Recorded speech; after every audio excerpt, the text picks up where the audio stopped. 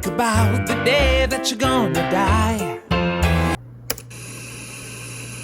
If we were under the illusion that people have a structure adapted to freedom, that they are capable at any time of determining their lives themselves, that, in other words, all that is needed is the elimination of the fascist party, then, undoubtedly, we would perish along with everything else that is based on such an illusion. The development of freedom requires that one shed all illusions. Only then will it be possible to eradicate the irrationalism in the masses and to develop their capacity for responsibility and freedom. The idealization as well as the commiseration of the masses will only lead to ever new disasters.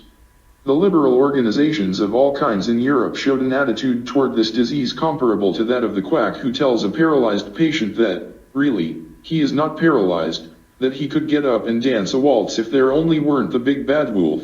In 1914 it was the munitions industry, in 1942 it is the psychopath general, The paralyzed patient may be glad to hear this, but it will not enable him to walk. The decent physician would proceed brutally. He would carefully avoid giving the patient any false hopes. He would, with all the means at his disposal, try to find out the nature of the paralysis and determine whether it were curable or not. If it were curable, he would find the means of effecting the cure. The fascist dictators declare the masses to be biologically inferior and craving authority, that is, slaves by nature. Thus, they say, any other than an authoritarian dictatorial regime is out of the question for them. It is significant that all dictators of today come from the class of the suppressed masses. They know this disease of the masses very well. What they lack, however, is the insight into natural development, and the will to truth and search. Thus, they would never think of changing these conditions. Now, I don't have anything like an interest in Venezuela, the country, its history, its culture.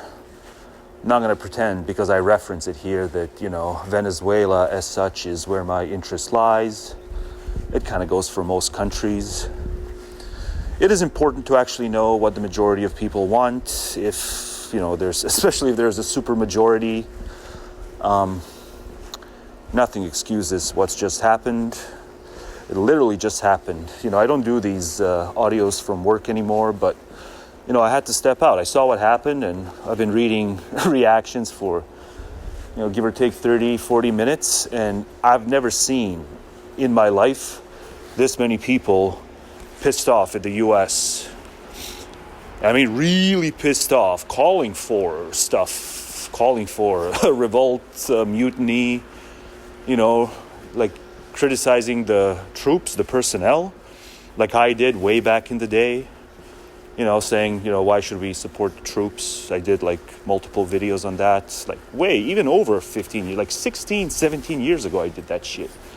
And now, I'm seeing a lot of people are yeah, the military followed illegal orders, right? So it's about, it's an audio about Venezuela. I've been reading comments for the reaction comments for not that long, and already I'm seeing this is something new. I've not seen this many people this pissed off at America. Kind of finally coming around to my view of things that it's stupid to, when you oppose the action, a special military operation, to then also not oppose the people who, brought it about. These brilliant, in terms of what they have to execute, brilliant military personnel. There's no way to spin that, but at the same time, if you don't support the move that comes from the madman, ultimately, and his advisors, the move to depose illegally another madman and civic cheat. That's what Maduro was. He was a civic cheat. So he didn't win fair and square. He clung to power no matter what. And so when a guy who's willing to cling to power no matter what wants to create a diversion and wants to get some oil that's not his, but mostly create a diversion, and when the military, blindly obeys, that military is not to be supported, even if it's the military of the country that you happen to have been born in. A lot of people are now getting it. I'm there's no way for things to get wilder than they have been throughout 2025. But here we are, fresh into 2026, and things are getting wilder, and specifically in the context of, like, what are public intellectuals going to do this year who clearly are frustrated with the masses, right? Because even though I'm seeing these negative reactions, like the typical American will never, it doesn't matter what the military does, like the typical American will never actually condemn their fellow service members. Well, not fellow, but their, compatriot service members. It doesn't matter how much they oppose whatever operation is being done, The folks who put their head down and who just obey, it doesn't matter if it's unconstitutional, like provably, they have to obey, because then it's like, Fort Worth, it's bad consequences for them. But, aside from that, hang on, I think I have to step inside. It's very cold and I don't have gloves, so, there's going to be a change of atmosphere here, and you're going to hear an echo because I'm stepping inside. If only for a minute or two to warm myself up, and then I'll step back out. All this to say, is someone in the stairwell? I don't think so. All this to say, I am oddly excited. Like, yeah, I'm pissed off too, but amidst the angry feels that I have, it's also exciting because, like, I really think public intellectuals will have a breaking point, like enough of the public intellectuals, and will start to point their finger at the masses, specifically in the ways that I do. Like, no more snide implication.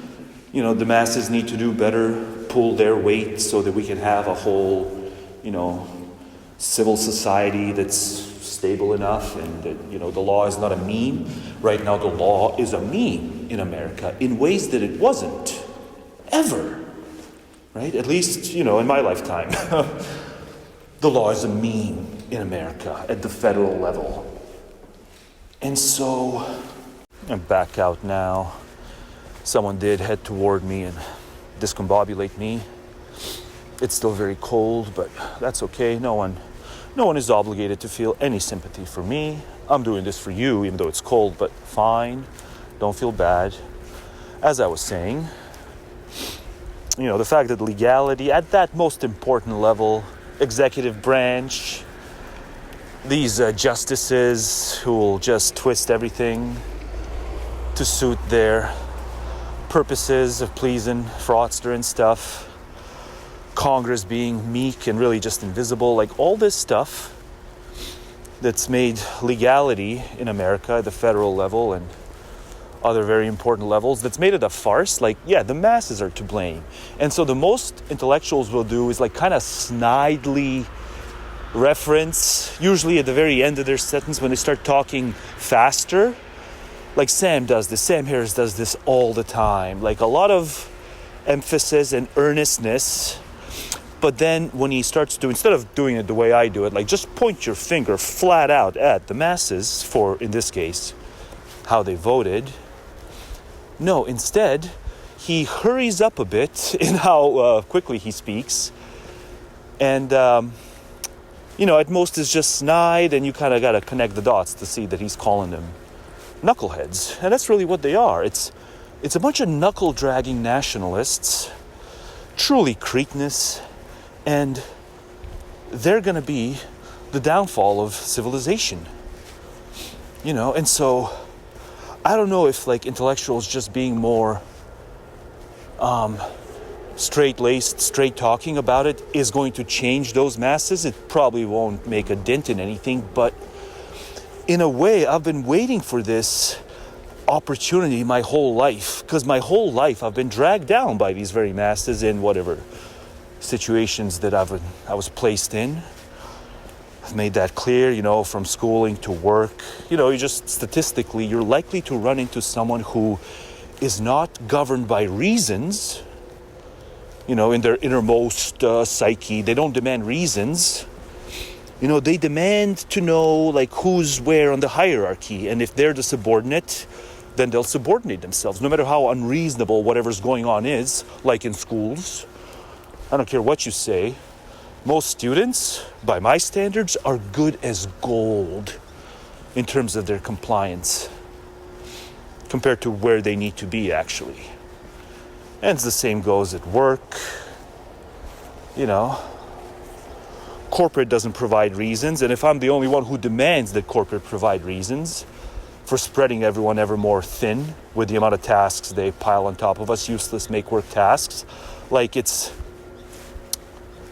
you know, you can't do it alone. You can't fight City Hall alone. Maybe you can fight City Hall and occupational City Hall and civic City Hall and scholastic City Hall. Yeah, maybe you can fight them if you have enough people coming along for the ride, but alone, yet you can't fight them. And I just see an opening. I've seen an opening for much of 2025, but I just think that, like, if intellectuals see that enough of the people online are going as far as saying, well, fuck this support of the troops thing. This is, like, these troops are one with the very masses who are the knuckle-dragging nationalists who can't think beyond, you know, couldn't think their way out of a fucking paper bag. But they're able, like, they're not inept for the practical tasks of life, clearly. And yet, when it comes to reasons, they just don't demand them. And in a way, I've just been waiting my whole fucking life for, like, public intellectuals to be frank, to engage in frank speech about this. And it just might happen in 2026 if I'm gauging the initial reactions here right. Like, people are fucking pissed. Not the very offline people. You know, and again, I'm not just on Blue Sky. I've not gone back to Twitter, but I've checked these other, you know, threads and just, what else is there? I even forget where I went, but it's all coming to a head, it seems. And I'm excited. And especially, like, if you're a pessimist, then you don't see how exciting this time is for pessimists. Because what's one of the most frustrating things about being a pessimist is that, like, you gotta know there's a bunch of public intellectuals who maybe aren't sold on everything you believe from A to Z, but don't go as far as you simply because they don't want to alienate these wretched masses. Whatever, I'll keep saying wretched. I don't believe in New Year's resolutions. I'll keep saying wretched even though I overuse it. At least I don't overuse the other annoying terms that everyone else overuses. Oh man, it's so cold. But yeah, so, you know, I guess the majority of people in Venezuela wanted this guy gone, but I don't think they wanted it done by the Yanks, and specifically in this way, where he doesn't even consult with Congress and really anyone on the blue side who's a legal blue side official person. Just his cabinet. Probably Stephen Miller's idea. No, I wouldn't be surprised if this was fraudster all the way down. Because, you know, the Jack Smith testimony, it's like, yeah, fraudster is guilty. The Jack Smith testimony, like, happened as well. And, I don't know.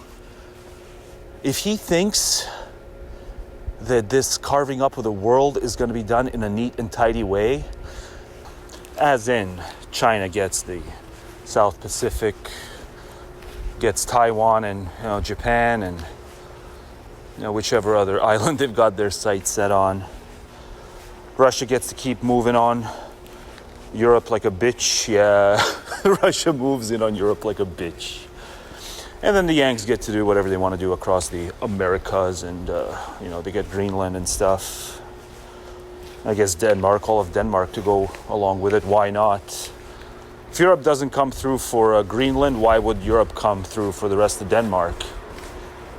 But yeah, if the spheres of influence thing is something that they've settled on, you know, Vlad the Mad and you know, whoever else would have been involved in these negotiations, essentially 3 countries are going to control the world. They're going to have their vassal states. If they think it's going to be like even a relatively smooth transition, they've got another thing coming. It's going to be as bloody and as protracted as the Ukraine thing. You know, probably China's going to have the easiest go of it. I don't see the the Taiwanese and the Japanese resisting all that. Well, maybe the Japanese will resist, but that's kind of the blueprint for the future of the world, is these three, I don't want to say three superpowers, two superpowers and a gas station. Gas station superpower. I'm gonna run the world. It's just dumb.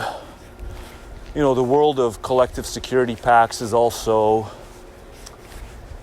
imperfect, because it means that, yeah, you know, some tiny country gets invaded and like you're also, like if you're in the age range to be conscripted, let's say if it came down to that, yeah, you'll be conscripted. So like the world we've had since 45, it's like you might just be conscripted if it comes down to that, even if it's not your country that's being invaded, because your country is involved in a collective security pact.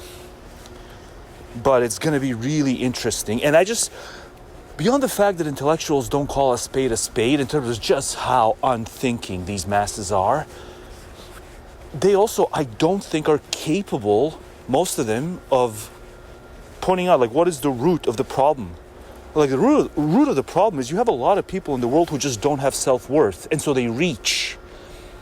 The leaders of countries and principalities and empires have always known this. That's why there's just so much contrivance in terms of, like, positive feelings associated with a nation and its army and its mythos and its lore. Like, all this stuff, like, from day one, I just found suspicious, like, and even nauseating. I never went in on it. It was just clear that there was kind of some invisible push that wanted us all to have a really positive view of the nation that we happen to have been born to.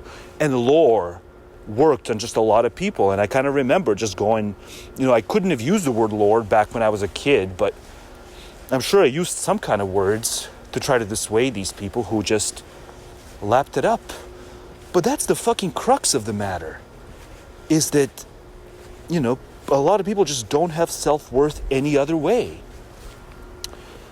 And this thing in America where it's the South shall rise again and all that stuff, it's like, yeah, it's a lot to do with ancestry, and they couldn't quite accept that the Civil War was as black and white ethically as it was. They had to make it about taxes and federalism versus anti-federalism and stuff. I'm not saying that didn't play a role, but, you know, that can at most be like 20% of the war.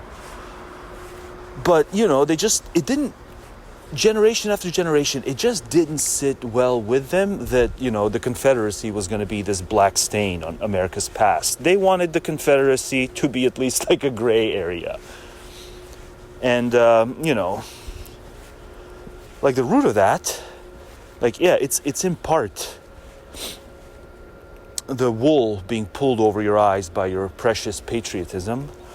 But like in another part, it's like, yeah, just this inability to connect the dots. If you oppose the special operations, you ought to be opposed to the very people who make it come about, because they blindly obey.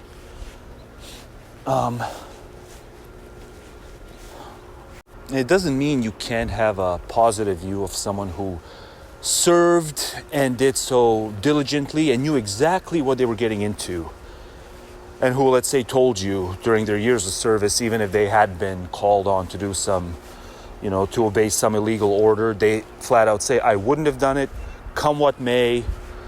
You know, I signed up because I think my country is far more good than bad, you know, when you weigh everything up. And so I figured, you know, I'd support that kind of country. I was doing third-person analysis of countries, and I found that my country is far more good than bad, and so I wanted to contribute to it through whatever, even National Guard or whatever it is.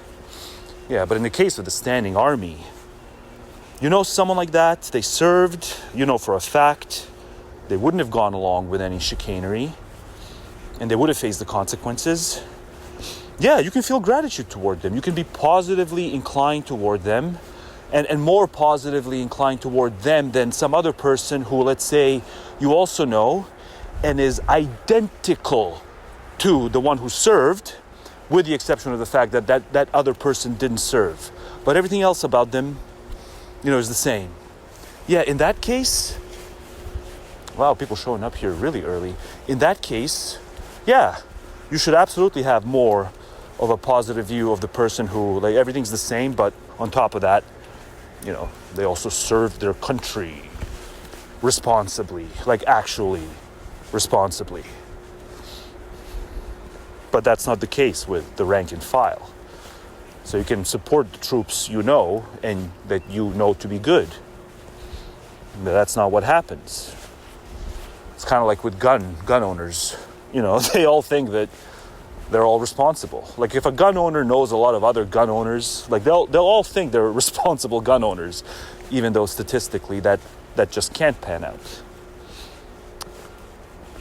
I don't know, maybe if you're like a really rich guy and you're in a gated community and everyone in your community owns guns, yeah, okay, maybe then the average gun owner is responsible, but not these, underclass, born to poverty, will die in poverty kind of gun owners. Those are very often irresponsible. And I think something like that is true with the brave men and women in uniform. And it's past time for intellectuals to be outspoken about that. I don't know.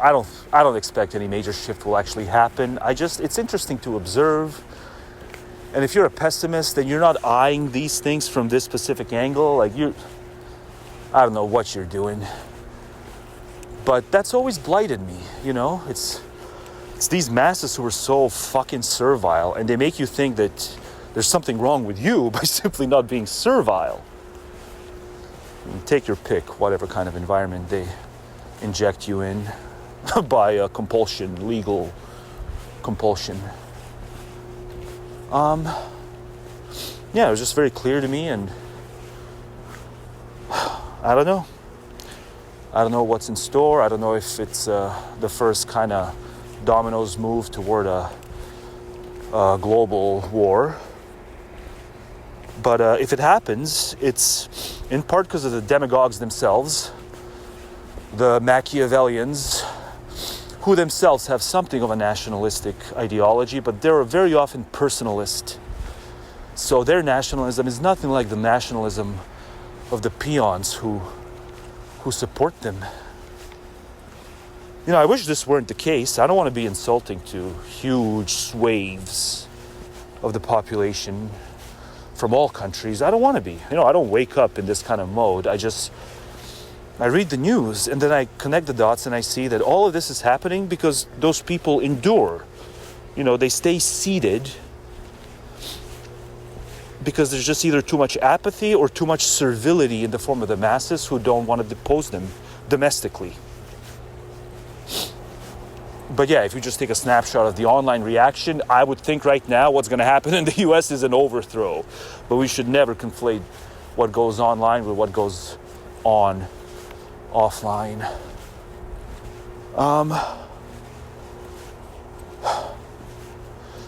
Yeah, but it's far more than Greenland.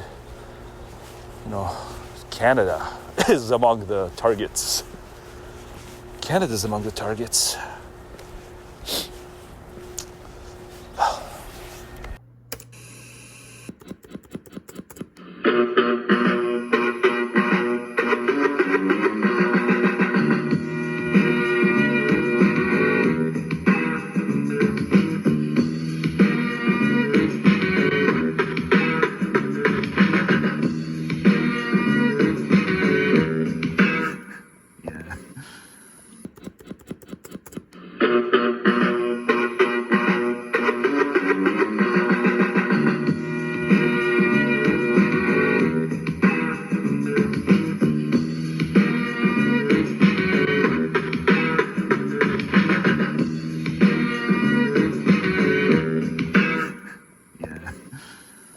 It's on your doorstep.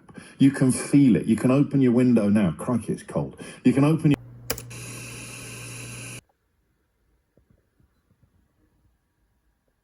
When I was a teenager, Bush was the president, and I fucking hated Bush.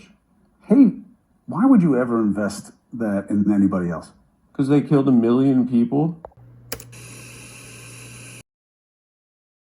There are, in social life, degrees of power and degrees of lying. The more truthful the masses, the less despotism. Conversely, the fuller the masses are of irrational illusions, the more comprehensive and the more brutal is the despotism of groups or individuals. To try to win the masses with the contention that it is they themselves and not individual psychopaths who are to be blamed for the social misery, that they themselves, and not some self-declared or elected leader or leaders, carry the responsibility for their own lives, that they themselves and nobody else are responsible for all that goes on in the world, that would be a different thing. It is so much at variance with all that the masses have heard and have made part of themselves that it would be inane to try to obtain power by way of such truths. However, it is entirely conceivable that the world catastrophe will reach a stage in which the masses of people will be forced to realize their social behavior, where they will be forced to change their ways and to take over themselves the heavy burden of social responsibility.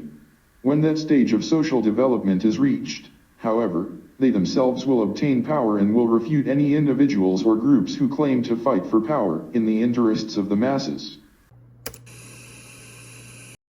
Is anyone going to just stop for a second and be honest? This is insane.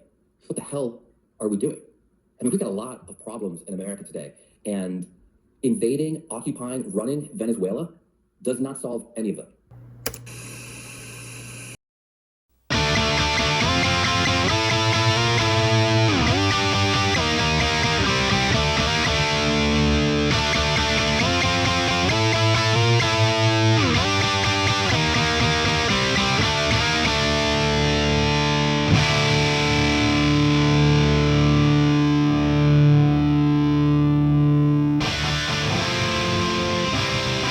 It's a matter of passions, no, not the science fiction kind. It's all about ignorance and greed and miracles for the blind. The media parading disjointed politics, founded on petrochemical plunder, and we're its hostages. This week's invasion of Venezuela. How do you rate the significance of the last 72 hours? It's potentially huge. I think people need to be careful about not, it's far too late to say this, but not rushing into print or online with instant analyses of what is going on. Much is still to be determined. Online with instant analyses of what is going on. Much The is still to be determined. ultra-responsible Canadian pundit man. Certainly, I think people should be wary of attributing this too much. This guy's but so not responsible. rushing into print or online with instant As a analyses. pundit, this guy's got more like responsibility in his pinky than all of America's punditry. Of what is going on. And much is still also, to be- he's need to be careful about not. It's far too late to say this, but not rushing into print or online with instant analyses of what is going on. is also telling me what I'm doing wrong, but that's okay. It doesn't really. It's not really about America's moral standing. I think that is too simple. I don't think you can separate hard power and soft power quite so easily. Part of what makes American military power realizable and operable is the degree to which it's perceived by other countries as legitimate. There's no doubt the Americans can. It's the old credit thing. It matters a lot more in geopolitics, credit, than like the typical realist is willing to admit. Go and do things on their own if they choose to, and they have it by other countries as legitimate. There's no doubt the Americans can just go and do things on their own if they choose to, and they have a history of doing that in the past. But That's so obnoxious, though. We need to come out of the closet and find that just personally obnoxious. That, in a sense, if they want it, they can get it from us. This is particularly They can touch us there, and it doesn't matter if we insist not to be touched there. They're going to touch us there. It's one of the few times where I'm saying let's personalize what is customarily very impersonal politics. I'm just learning in this last few days that, man, I'm just psychologically not cut out for anything like realpolitik. I recognize the cold light of day that, yeah, you ought to practice realpolitik because humans are scum. So you got to outmaneuver the scum by yourself partaking in realpolitik. But I'm just learning, like, if I had to do it, like, I wouldn't be able to do it at all. Especially with this administration. I just don't have the stomach for it. I'm all about, like, political values now. I used to get the heebie-jeebies when I heard political values. I'm like, no, Don't incorporate value too much in politics. Do realpolitik. But it's so hard, I'm finding out, when you really hate an administration that's got a lot of power. Of any kind of either national perceived by other countries as legitimate. There's no doubt the Americans responsible punditry. I admit, more responsible than myself even, Andrew Coyne. Can just go and do things on their own if they choose to, and they have a history of doing that in the past. But this is particularly denuded of any just kind of... come out of the closet and find that personally obnoxious. Even though speaking that way is kind of risky, but I think their obnoxiousness calls for it. Yeah, let's live adventurously. Let Carney just, post some middle fingers as the next stupid thing Trump does, and he can just post like a bunch of middle fingers. It's like, yeah, that's what I think of you Yanks.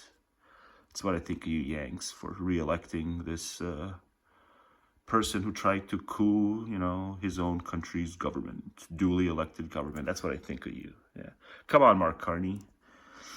Get bold and adventurous. Either international support or claims to legitimacy or legality.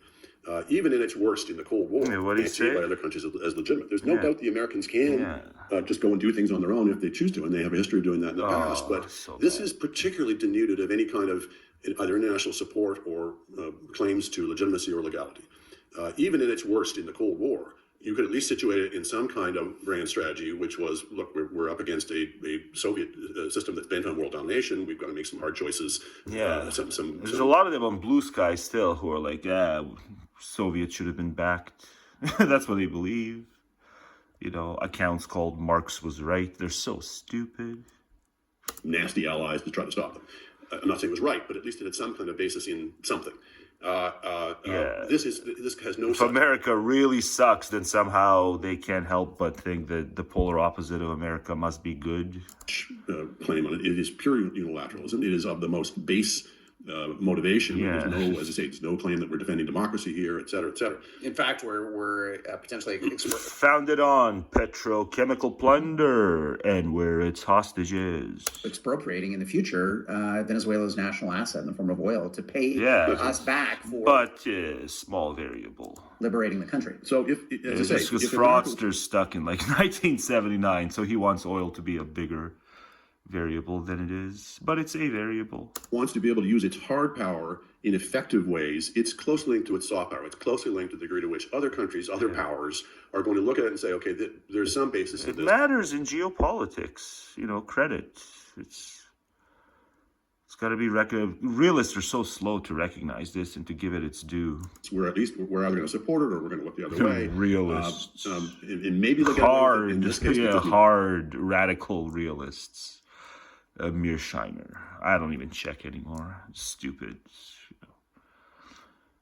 cooked up thoughts by the realists in terms of why this is actually better. This tripartite crap is better than a world of collective security pacts. But ideally, we shouldn't even need collective security pacts,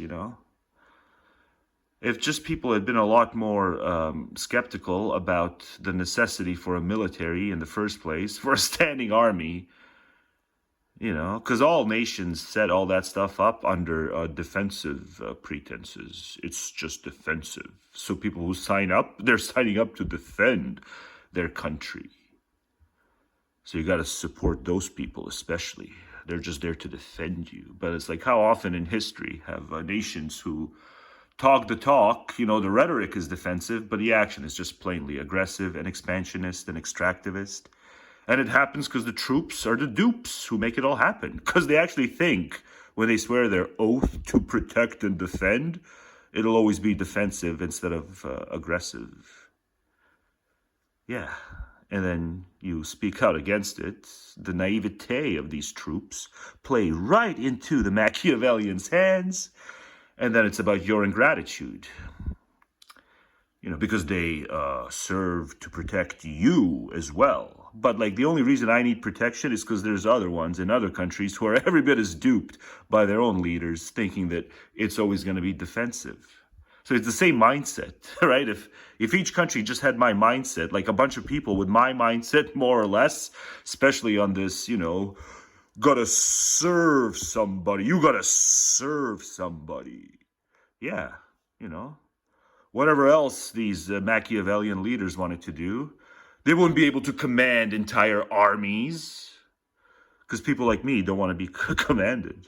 Maduro was clearly illegitimate, was so widely yeah, contested. we wouldn't be fearing World War III if a lot of people just came to resemble me. I'm just saying. People who understand this as being true of themselves need to say it too. Oh, you'll be called hubristic and narcissistic or something, but it's just manifestly true. We're headed toward something really bad here, fresh in 2026, because most people have servility syndrome, either by way of signing up directly to be troops or supporting their troops because they think it's always defensive because they're that stupid. But it's pushing the boundaries as far as you possibly can. Getting to the root of the matters. Yeah, I just got to the root of all your geopolitical issues because I took it psychologically. No one takes it psychologically. Degree to which it sets up precedents for the Americans. That's why all your socialism failed too, you stupid Marx was right handle on Blue Sky.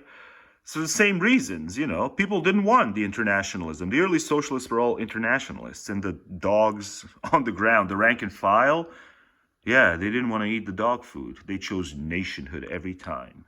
That's why your socialism failed. Yeah, the ideology designed to empower the masses is going to fail because it has a much, much taller task than the ideology that just wants profiteering and stuff and growth.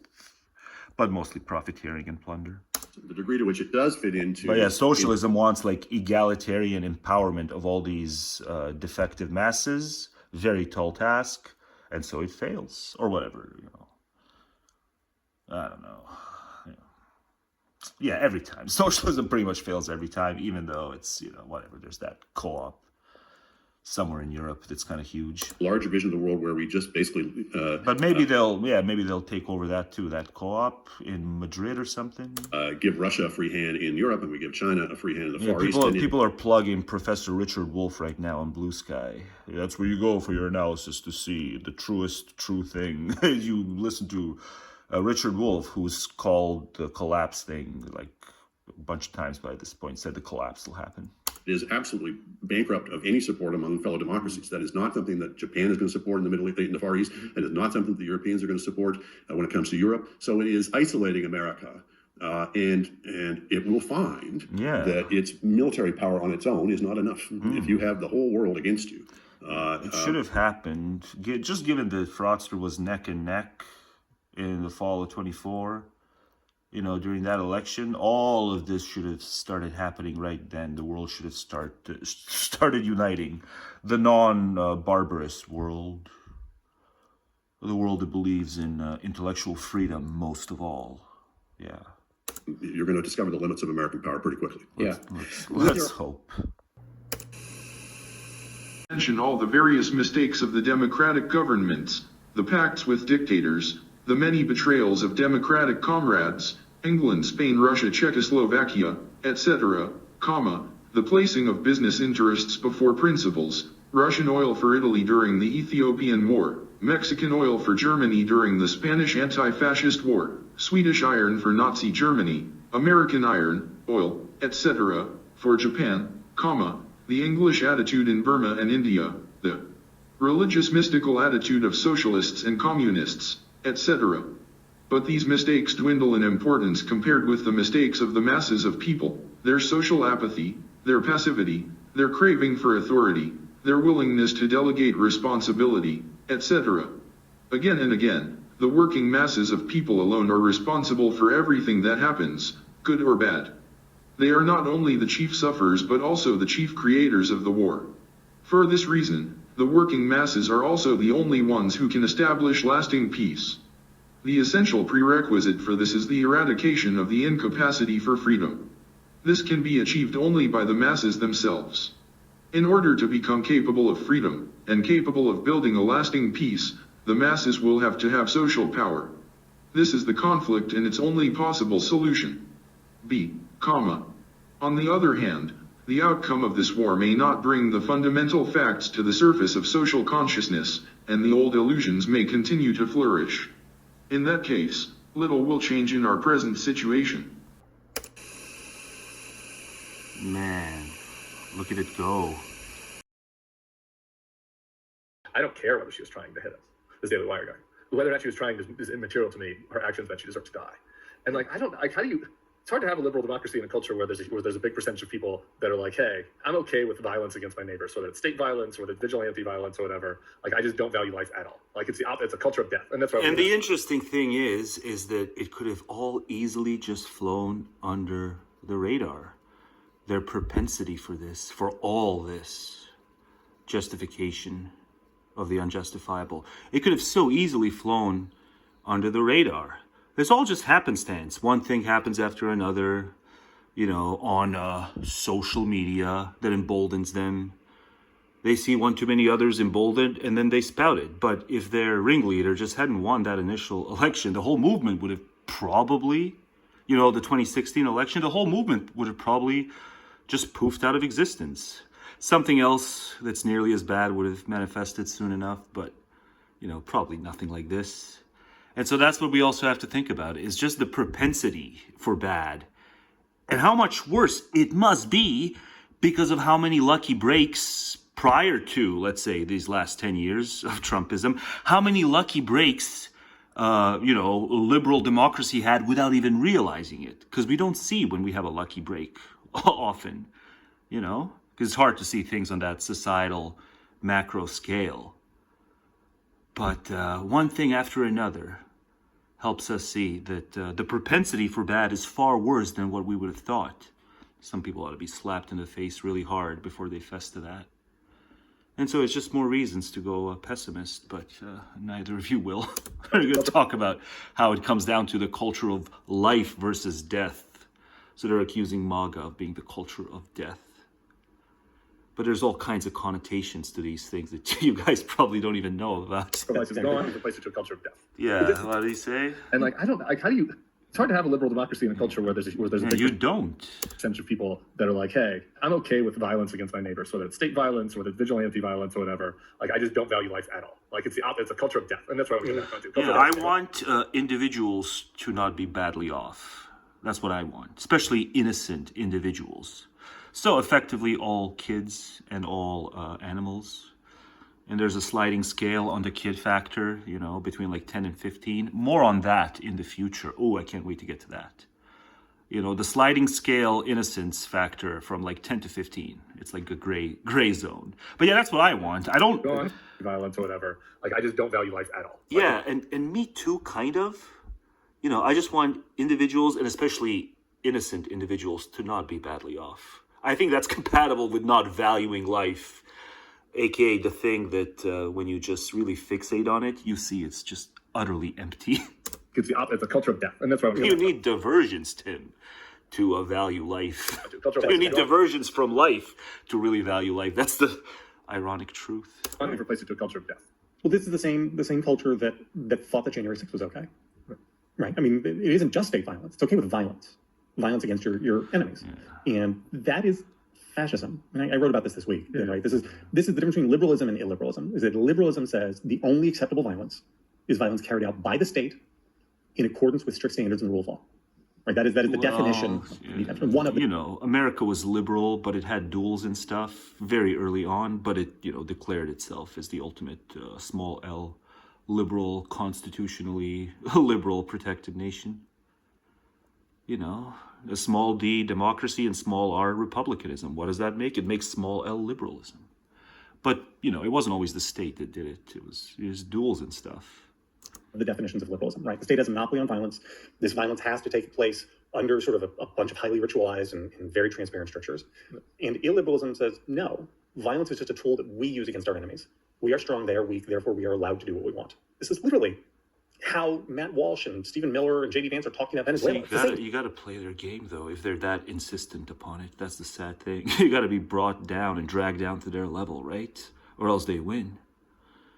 It's nasty business, this life and this organized society with hundreds of millions of people.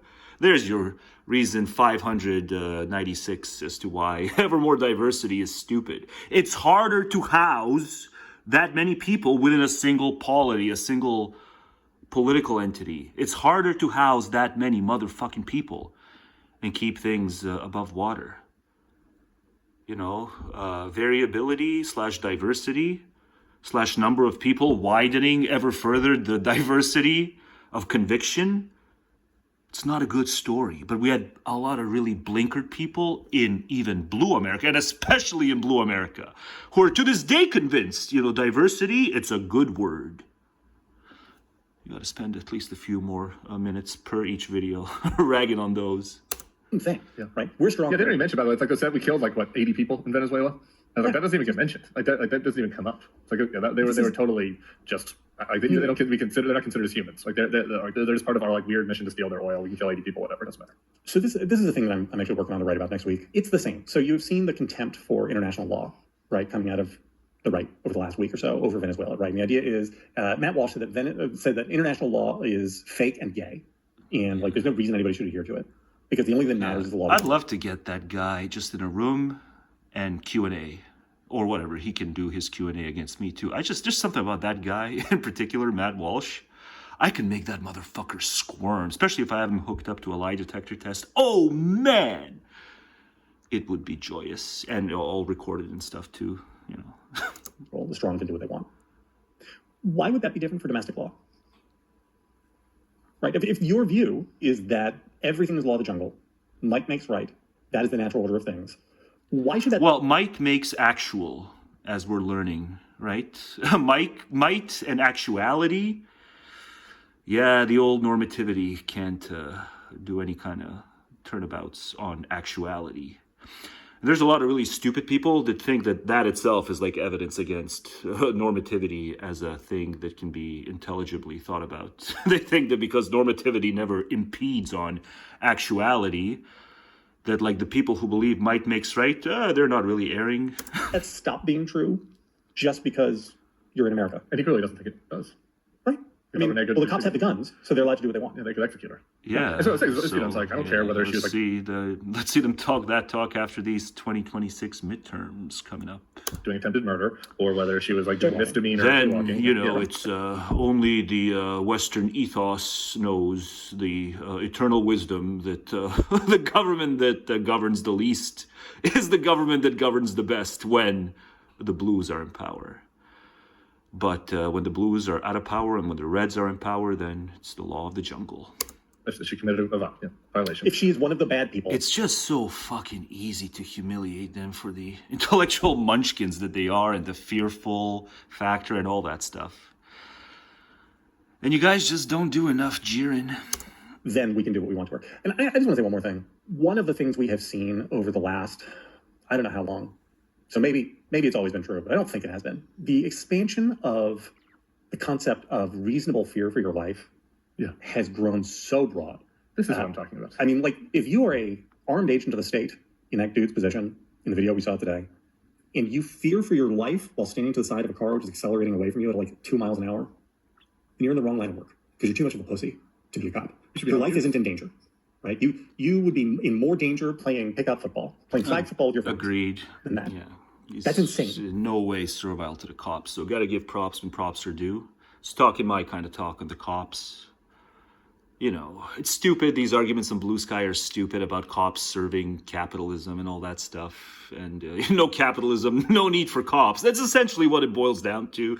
The stupid re-dressed up prison abolitionism crap. So don't go overboard. So it's one of the few people who is not servile to the brave men and women in uniform, and is likewise not deluded enough to think that there's no need for the brave men and women in uniform insofar as capitalism is scrapped. So a kind of perfect temperature. And Tim as well, but Tim's slightly more servile to the cops, but that's okay.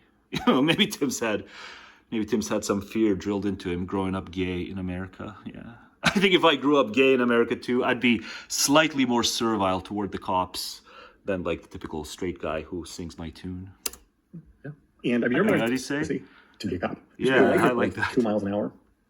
And you're in the wrong line of work because you're too much of a pussy to be a cop. Yeah. And you're in the wrong line of work. Agreed. Because you're too much of a pussy to be a cop. And I can totally see, typical underclass neighborhood, You know, you just hear glass shatters as you're approaching the door. You know, whatever, it's a domestic violence dispute. Yeah, I'll fess, you know, my knees would probably shake. My first, patrol round, I'm a cop, and I'm responding to a domestic violence incident, and I just hear all kinds of shit breaking inside. Yeah, I think my knees would shake, especially knowing that, you know, it's an armed household. Life isn't in danger. Yeah, in that circumstance, but in many circumstances, boy howdy, U.S. cops' lives are in danger. And there was a study also that showed that, like, if you just fire your gun, even in these gun ranges, I'll link to it, the study, it showed that it does, like, brain damage every time you fire. Even you can have the ear plugs in, like, it'll do brain damage every time you fire a gun. Right. You would be in more danger But that doesn't mean that we should dissuade the blues from having guns. I'm just saying, if you have guns and you fire them even recreationally, and these other guns plus the AR-15 style rifles, yeah, you're doing damage to your brain. Playing pickup football. So I'm not dissuading people from getting guns, at least not until after they've deposed certain folk with their guns, but it's probably not going to happen. It's going to be a civil WAR. Man, look at it go. Trump's deputy chief of staff, Stephen Miller, Trump's other little penis. Stephen.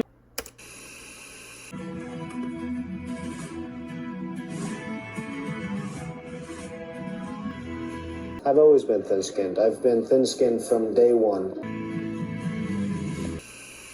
Our interest in a free development of the world is threefold: personal, professional, and social.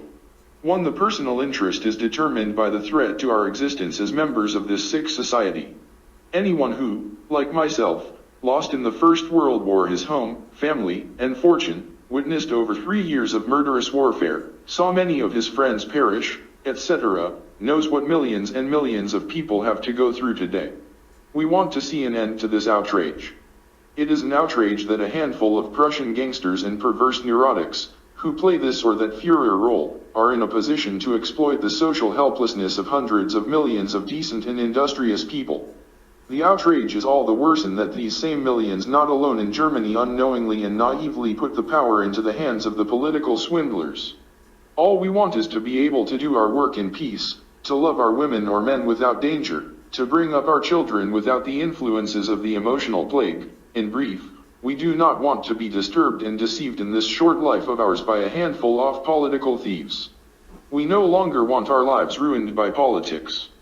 2. The bearers of the fascist pestilence have realized the incapacity of the masses for freedom and contend that it is a biological, and thus unalterable, fact.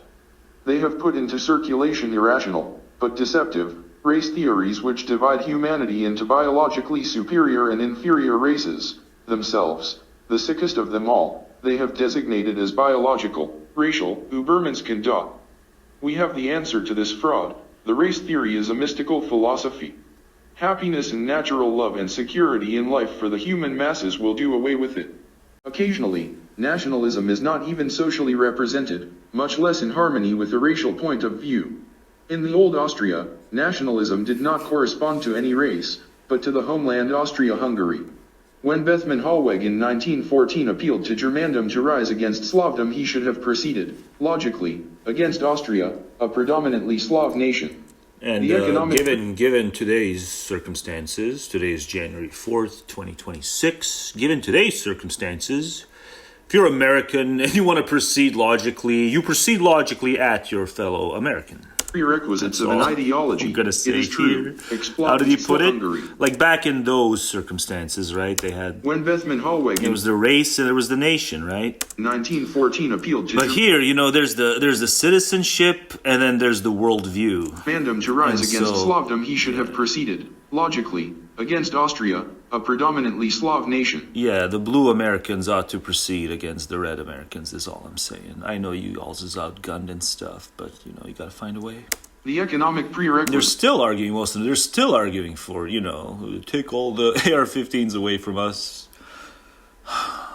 Instead of thinking the reverse. It's of an ideology. Get some. It is true. You got to get some. Remember the old Fed? Come get some. Yeah, Blues, you got to think along the lines of AR-15s and come get some. Basis, but not its irrational core. Oh, heaven help Venezuela. This core is the character structure of the people who are subject to the respective economic conditions and thus reproduce, in their ideology, the historical economic process.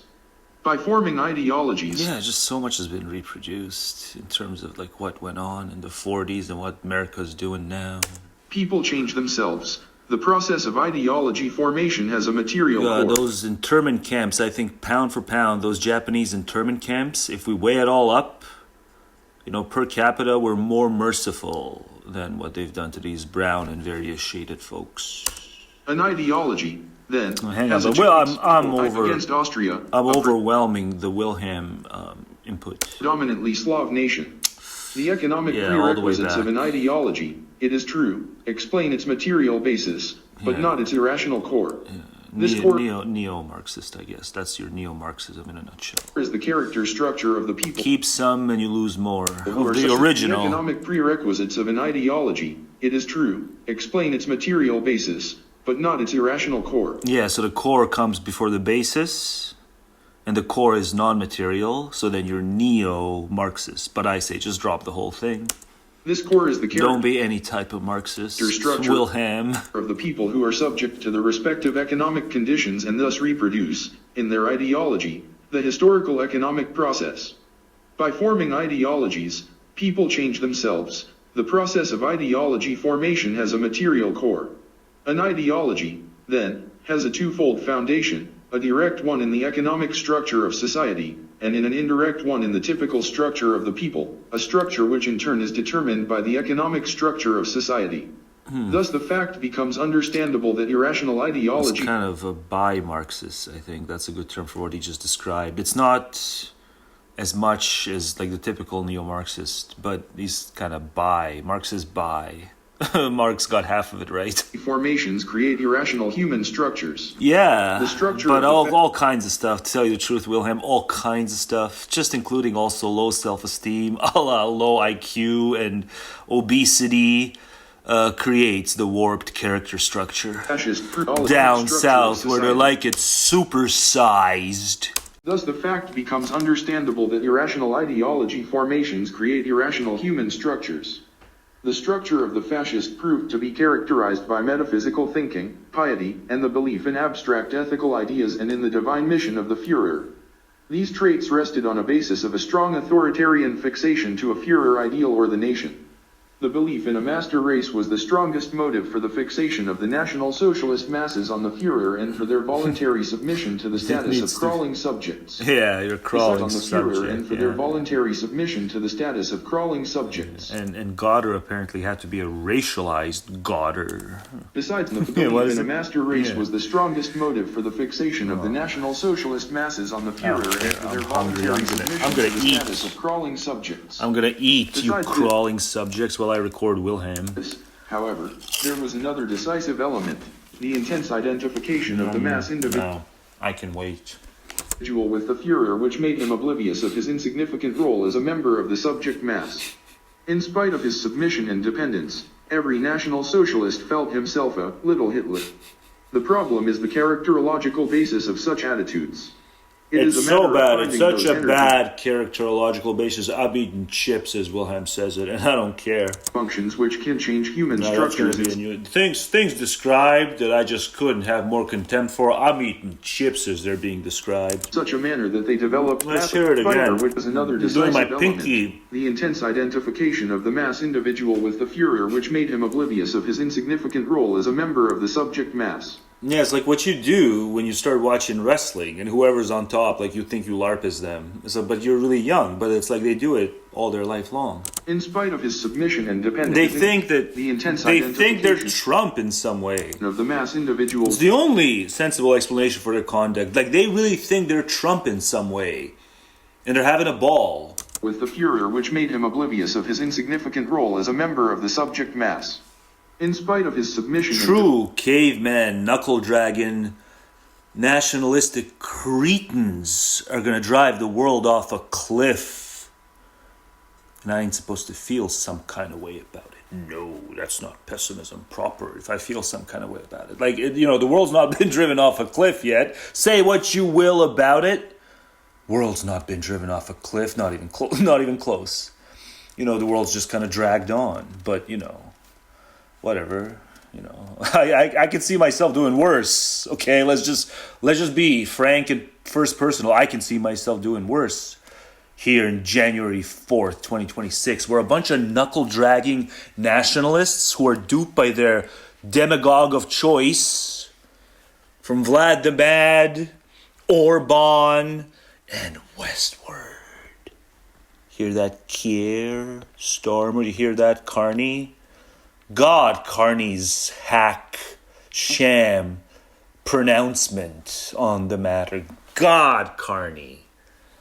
Oh, Carney, I'm going to set my sights on you now. Canadian Carney, his sham release. Oh, it's such a sham release pronouncement. They're all on cue. They all wants the honey. Dependence. Every national. I think we've had enough honey. I think we've had enough honey, but I ain't joining those reserves. Selfa, little Hitler. Yeah. The problem is the character. You fight a bunch of little Hitlers who have a ball because, they think they're the demagogue they've chosen to follow. They think they're in some way on his level and having he would have him over. It just he's got to have too many other people over. But if he didn't have to have all those other people over, he'd have them over. That's what they feel in some way. That's how monstrously stupid these knuckle-dragging nationalists are. These unbelievable cretins that should only ever be cretins of yore. But they're not cretins of yore, are they? I'm eating chips, as Wilhelm describes a version of them back 90, 80 years ago. There's just a different manifestation. They're going to drive us off a cliff. It's a bad world. The bad's always prevailed over the good. But then you can have that, plus you're being driven off a cliff because all these nations get super paranoid and competitive and, emboldened. Characterological basis of such attitudes. It is a matter of finding those energy functions which can change human structures in such a manner that they develop such reactionary irrational ideologies that, in full identification with the Führer, they become oblivious of the insult of being called Untermenschen. If one is no longer blinded by ideological phraseology, if one analyzes its irrational content and realizes its connection with the sex-economic aspects of the process of ideology formation, one is first struck by the stereotyped equation of race pollution and blood poisoning. What does this equation mean? 3. Racial purity. It means their power of sight preponderates over their power of thought. And longer-term future, which is that a world of spheres of influence, if you look back through the sweep of the last 200 years of history, especially in the West, is a world often that leads to great power conflict because alliances between the great powers break down. Lessons unlearned. Smaller powers over begin to form alliances with other great powers. Those are very simple lessons too. Resist. Unlearned, forgotten, spitefully omitted. Power who is pressuring them by playing them off against another one. In the case of to form alliances with other great powers to try to resist. Big fish partner up with little fish who are the little fish elsewhere. By playing them off. All kinds of powers. Proxy wars. I just can't wait for the spike in the proxy wars. To form alliances with other great powers to try to resist a great power who is pressuring them by playing them off against another one. In the case of World War I, in the case of the build-ups to other larger global conflicts, is it not, Andrew, precisely at this moment where we transition? And maybe that's in a sense what happens this weekend in a more explicit way. Events caught up to theory, and we're now in a world that looks more like the 19th century than the 21st century, at least the first 25 years of it, with the events of the weekend. Oh, absolutely, and it's a bizarre trait. I'll give the fanatics around Trump credit for some sincerity on this. Their analysis of 1945 to 2020 is that this was a thoroughgoing disaster for America. in which everything had gone wrong. It had opened its borders and all sorts of terrible things happened, and it had allowed free trade and all kinds of terrible things, and it had been involved in the freeing of capital. Such a horrible thing. Multilateralism and all kinds of terrible... What were the terrible things? Freeing of capital doesn't keep in mind matters of ancestry. Unprecedented. But, we tout Reaganism still in a way, but that's all about, recognizing comparative advantage. American power. Unprecedented. The magic of markets. American prosperity. Yeah. Exercised and force multiplied in intelligent ways through these international... Markets weren't magical after all. They didn't tend to the continuation of the race, the Volk. Yeah, markets care not for Volk. So in the end, even though we like to be really snide about the fact that we understand markets are magic, we'll forget markets are magic when we figure out that markets don't tend to the endurance of Volk. I mean, the God, they're so unbelievably stupid. Left Wait, what? Prosperity, exercised and force multiplied in intelligent ways through these international institutions. I mean, the cynical left interpretation of it had some validity, which was the Americans talked a multilateral game, but it was really an American interest. Well, that was a lot of truth. That doesn't have to be. No, the one doesn't have to be contradictory of the other. It was enlightened self-interest. Latvia and Estonia and a lot of countries, especially countries close to Russia and countries close to China, they wanted in. They wanted the U.S. security guarantees, and they clawed their way to them. So I don't really care what's in Bill Clinton's soul and George H.W. Bush's soul and even Henry Kissinger's soul. The truth is, there's a lot of countries that neighbor big rogue countries, state-sponsored terrorism countries. They wanted a version of the U.S. to stay intact, to continue assuring them these security assurances. And that's not going to happen. Now they're going to get swallowed by Vlad the Mad, and a lot of bloodshed coming up. Didn't have to be this way. Say it with me now, everybody. We could all be doing a lot worse. You're hearing me, you're online. You could be doing a lot worse. Don't be a blockhead about it, is all I'm saying. What the Trump people seem bent on doing is proving the most... And being blockheads about it. Obtuse, campus lefty theory about American power is absolutely correct, which is that they're just doing things for the stupidest, most venal possible reasons. Yeah. And to turn on their own empire, to dismantle the sources of genuine American strength. And just, being able to think about the differences between a short and a long-term consequence of an action, it seems. To trade it in for... Two different things, but too difficult for MAGA to grasp, it would appear. Well, we're just going to do everything through military might and all on our own. Trade it in for some clapped out oil fields in Venezuela. Well, exactly. Ready for 5 to 10 years. If ever. Drill, baby, drill. The Venezuelan Connection. 100 billion. Range from 100 billion to $1 trillion. Right. To get up to any kind of level where this would have any kind of significant impact on world oil markets. People get bedazzled by this phony claim of $300 billion barrels in reserve, largest reserve, which was all made up to begin with by the Venezuelans. But even if it were true, reserves in the ground... Even Iraq wasn't as much about oil as I said back in those days.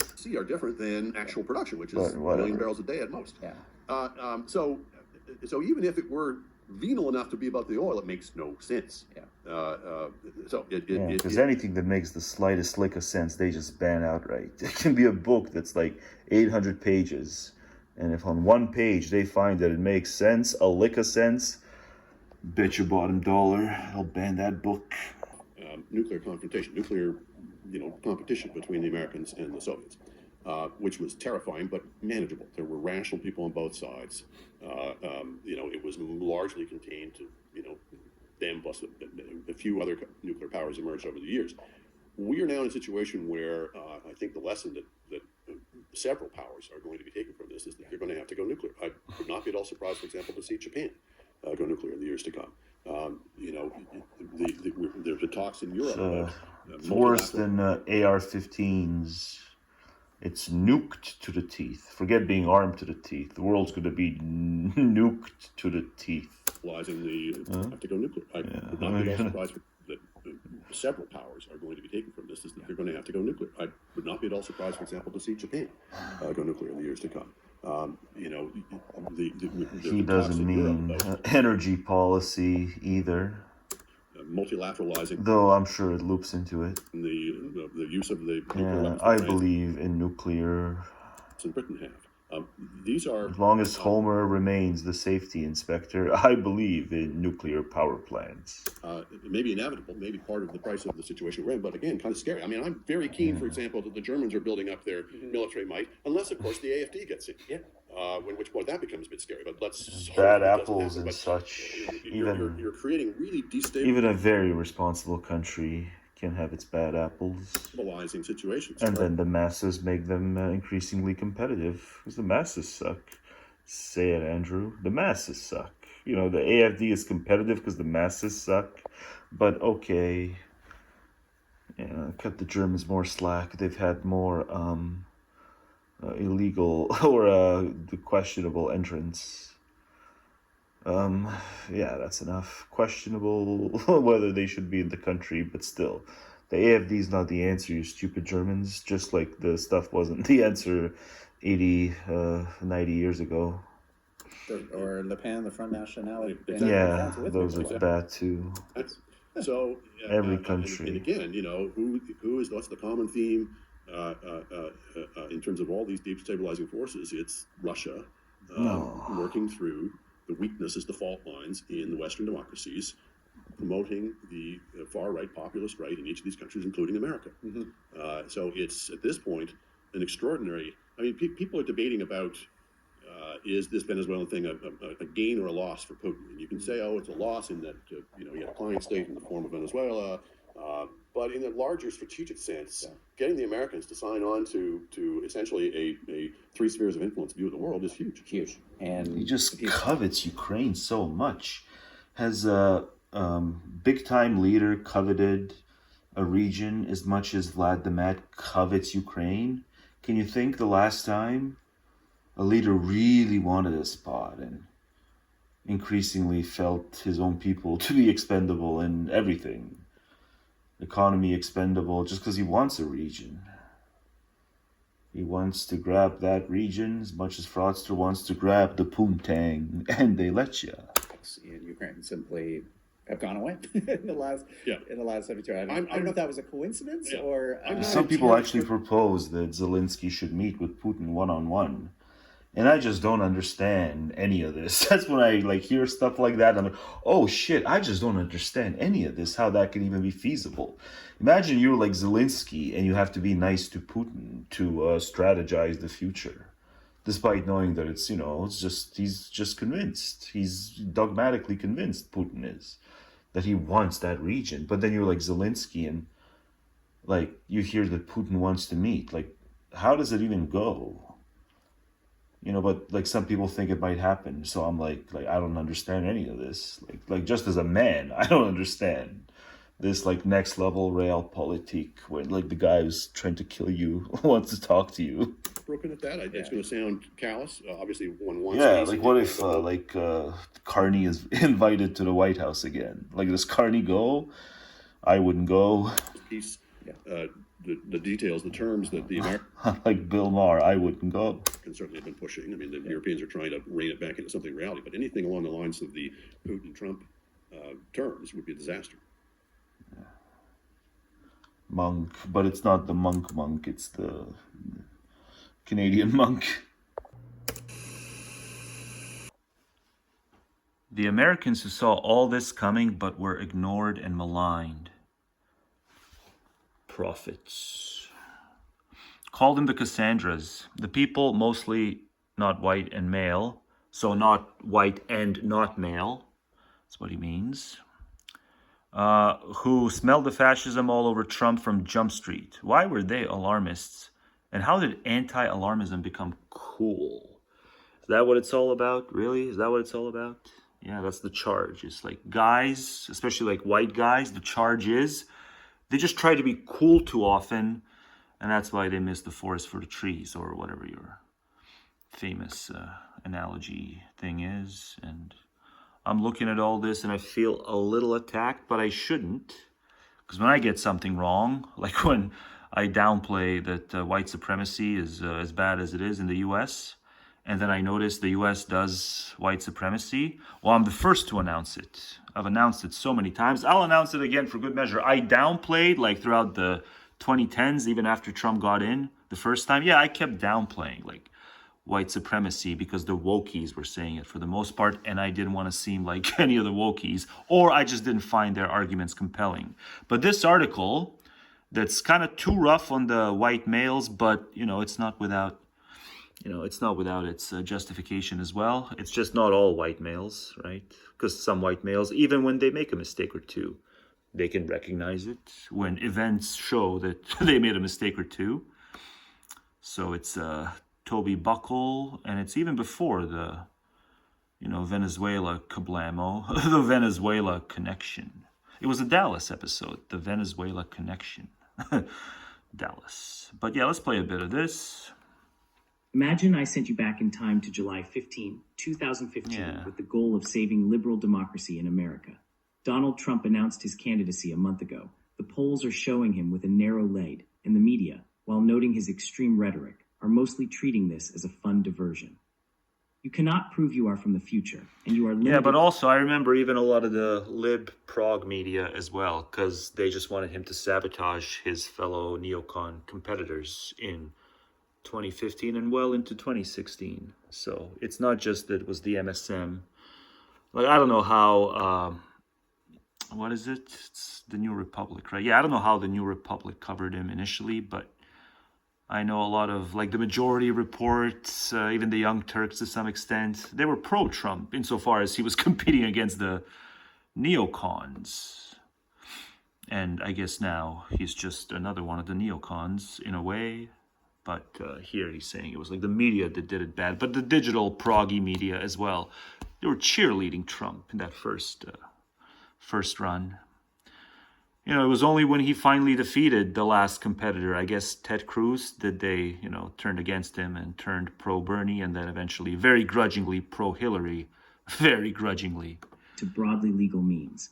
Can you persuade enough people to take it more seriously? After all, you know what is coming. January 6th, the overturning of Roe v. Wade, checks and balances failing, massive open corruption, troops on the streets, abductions by masked men in concentration camps. But when you masked ice chuds, say it the way say it the right way. If you insist, you will be dismissed as hysterical. Despite knowing the future, you will not be able to prevent it. This is not that far from the position many ordinary Americans found themselves in at the start of the Trump era. They were not time travelers, but saw what was coming clearly enough. Yeah, I did a video after the 2016 outcome, and I did a video called That Election Thing, and I just read a post from Scott Alexander who said, this doesn't change anything. And that's still true, but then by the time, like spring of 2017 rolled around, it was clear that things were changing for the worse. And I should have been rougher. So, I just want to kind of do my, repentance that,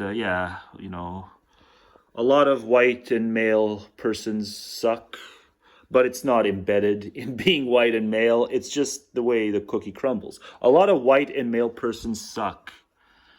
And I will return to my gender thing that I'm kind of doing now, but we have to take a break. We have to take a breaky from the gender thing because there's a lot of people who are fuming mad at America. And so an article like this, I would have thought, even very recently, I would have thought, fuck you for trying to take issue with me and my kind. But yeah, maybe it's time even for me to take issue with my kind. This movement, fascist from the very start, and often predicted specific milestones of our democratic decline well in advance. Because you know what? I too am a Cassandra of sort. I'm a pessimistic Cassandra. Because, even Tony, whatever his name is, Tony Buckle doesn't get it in other respects. Yeah, we ought to be all Cassandras on the pessimism thing. But no, people won't even let themselves be dragged kicking and screaming into fessing that, better a pessimist than a stupid blinkered optimist or affirmationist. But it's not about that here, but I'm kind of wanting to make it about that. Because, it's just I've felt like a Cassandra for too long on matters even more important than saving democracy. Yeah, there's, saving democracy is important, but there's other matters that are even more important. And often beside themselves with worry. Like recognizing it's a bad world and stop bringing victims into it. Accordingly, they did everything they could to get others to listen, but not enough people did, and many attacked them, even as events proved them right again and again. Oh, man. As late as February 2025, respected legal commentator Noah Feldman was casually asserting our constitutional system was working fine, and Jon Stewart was scolding people who used the word fascist, claiming all they had done over the last 10 years is cry wolf. There is an ancient archetype at work here. In Greek mythology, in a sense, it's true that most of the people who, cry don't really have good reasons. I'm not saying everyone who cried wolf since the very beginning, since the escalator moment, didn't have reasons. I'm not saying that. But a lot were just clueless parrots. But here Toby documents a bunch of people who, he goes up close and personal with them as the subjects, the Cassandra subject. So that's why it's a good article. It's kind of an in-depth look on individuals who sounded the alarm from the get-go, and they gave their reasons, and it's clear they weren't just parrots. But a lot of the ones were just parrots. But not the ones highlighted in this article. You should read the whole, or listen to the whole article. It's really good. Cassandra was given the gift of prophecy, of seeing the future, but cursed that she would never be believed. Her name is sometimes used as a pejorative for an overacting alarmist, which appropriately enough misses the point. Cassandra was, after all, right. When the Greek army seemingly abandoned the siege of Troy, leaving behind the Trojan horse, she pleaded with the Trojans not to bring it into the city. They did so anyway, and armed men burst out of it, dooming them all. Why did we see this story again? Why did some immediately see America's dark future, while others fought them so long and so hard? As part of my research for this article, I really didn't like that Trump won in 2016. I just didn't think it was the beginning of some major shift of everything. And it easily couldn't have been if Biden had just freaking, sped up the prosecution stuff after, going into the White House. After J6, they should have expedited all that stuff. But they were afraid of seeming too partisan and too politically, I think he says lawfare. Yeah, Biden wanted to quell the lawfare concerns from the mouth breathers in the Republican Party. And so this is what we get. It's not just the end of, liberal stability, more or less stability. It's also, looks like it, it's also coming to be a global war. I don't see how this whole revert back to the spheres of influence, I don't see how you do it clean. It's going to be done with a global war. Because there's still a lot of nations who really hate what's going on, right? Even though, the UK doesn't have a leader who has enough courage to say they really hate what's going on. And even though Canada has a leader who doesn't have enough courage to say, yeah, we really hate what the US is doing. Germany, a lot of nations really hate what's going on. And so, it's going to have to be a war. It's not just going to go clean in the direction that Vlad the Mad and Trump want. It's not gonna happen clean. It's gonna be as bloody as Ukraine's been. Yeah, it's gonna be as bloody as Canada may be as bloody as Ukraine in a matter of I don't know how many months. I interviewed 37 Americans who meet the profile of a latter-day Cassandra, a descriptor that I do not attach any negative connotation to. While there are some Cassandras among professional commentators, my focus here is on those in the Democratic base. I spent around half an hour with each, trying to get a sense of both their views and who they are as people. The fifth now. Many are quoted in this essay, who are Cassandras. The first thing to say about fascism's Cassandras is they are usually women. Not all women are Cassandras, most are not, but most Cassandras are women. My sense is that Black Americans of either gender are likelier than whites to be Cassandras, and trans and non-binary people are heavily overrepresented within the group. What even is non-binary? Isn't everyone non-binary? Who is from A to Z masculine or from A to Z feminine? No, everyone's non-binary to whatever extent. But I can give credit if that is in fact the case, then sure. But it doesn't mean those groups have no pathologies elsewhere, beyond being Cassandras on recognizing fascism ahead of time. Across America. From coast to coast, in urban, suburban, and rural. Yeah, but, I need... and a heightened state of empathy and cordiality. And this is why I believe that psilocybin makes nicer people. And the meta-studies have come out showing that psilocybin is associated with a reduction in crime, violence, the only psychedelic associated with a reduction in opioid use disorder. And it's well known that LSD and psilocybin use would reduce alcoholics' use of alcohol. But they'll still want it prohibited, right? It doesn't matter how many upsides. If they grew up being taught that it's bad because it's drugs, it doesn't matter what you show them. They're stuck in their ways. Makes nicer, smarter, more intelligent people. Yeah, but I bet on them it wouldn't even work. Like I bet even psilocybin, the shroom thing, you know, I bet on Fraudster, like even Fraudster 40 years ago, you know, when he had something of a half a brain. Yeah, I bet even then, him and his cult, you know, psilocybin is not going to help them. Some people are beyond saving. But yeah, it should be legal. Oh, there's a very good clinical study proving that. So these observational studies do set the stage for clinical studies. Yeah, so whatever. The article's good, but I want to do a bit on this now. Ooh, I got an alert. Okay. Yeah, it's very much true. Wonder who, you know, we should know the channel. And think of this as... We should know the name of the channel that thumbs us up. We should know that. But we don't. I lost the comment. You know, I just thought this thing was extremely petty. I thought that was the main thing. I knew it was kind of stupid to begin with. But I thought the pettiness vastly outdid the stupidity. But after, you know, especially this comment, like, no, the poor thing's just really dumb. And it shows me that I vastly overestimate stuff when I'm in rant mode. This comment shows me that I shouldn't overestimate anyone and anything ever. And this comment shows it. Like even people who once you would have thought, like if I'm going to overestimate or, you know, have enough confidence that my tonal shifts can be understood for what they are, well, if anyone's going to get it, it's going to be this thing. But no. I start typing back, and then I lose the comment. So it's going to have to be done this way. So it starts off nice, as you know, tends to be the case. Starts off nice. Sincerely hope that you'll eventually be able to live off incomes from all that property. Maybe then you'll have enough free time to come around to accepting the fact that I don't get it.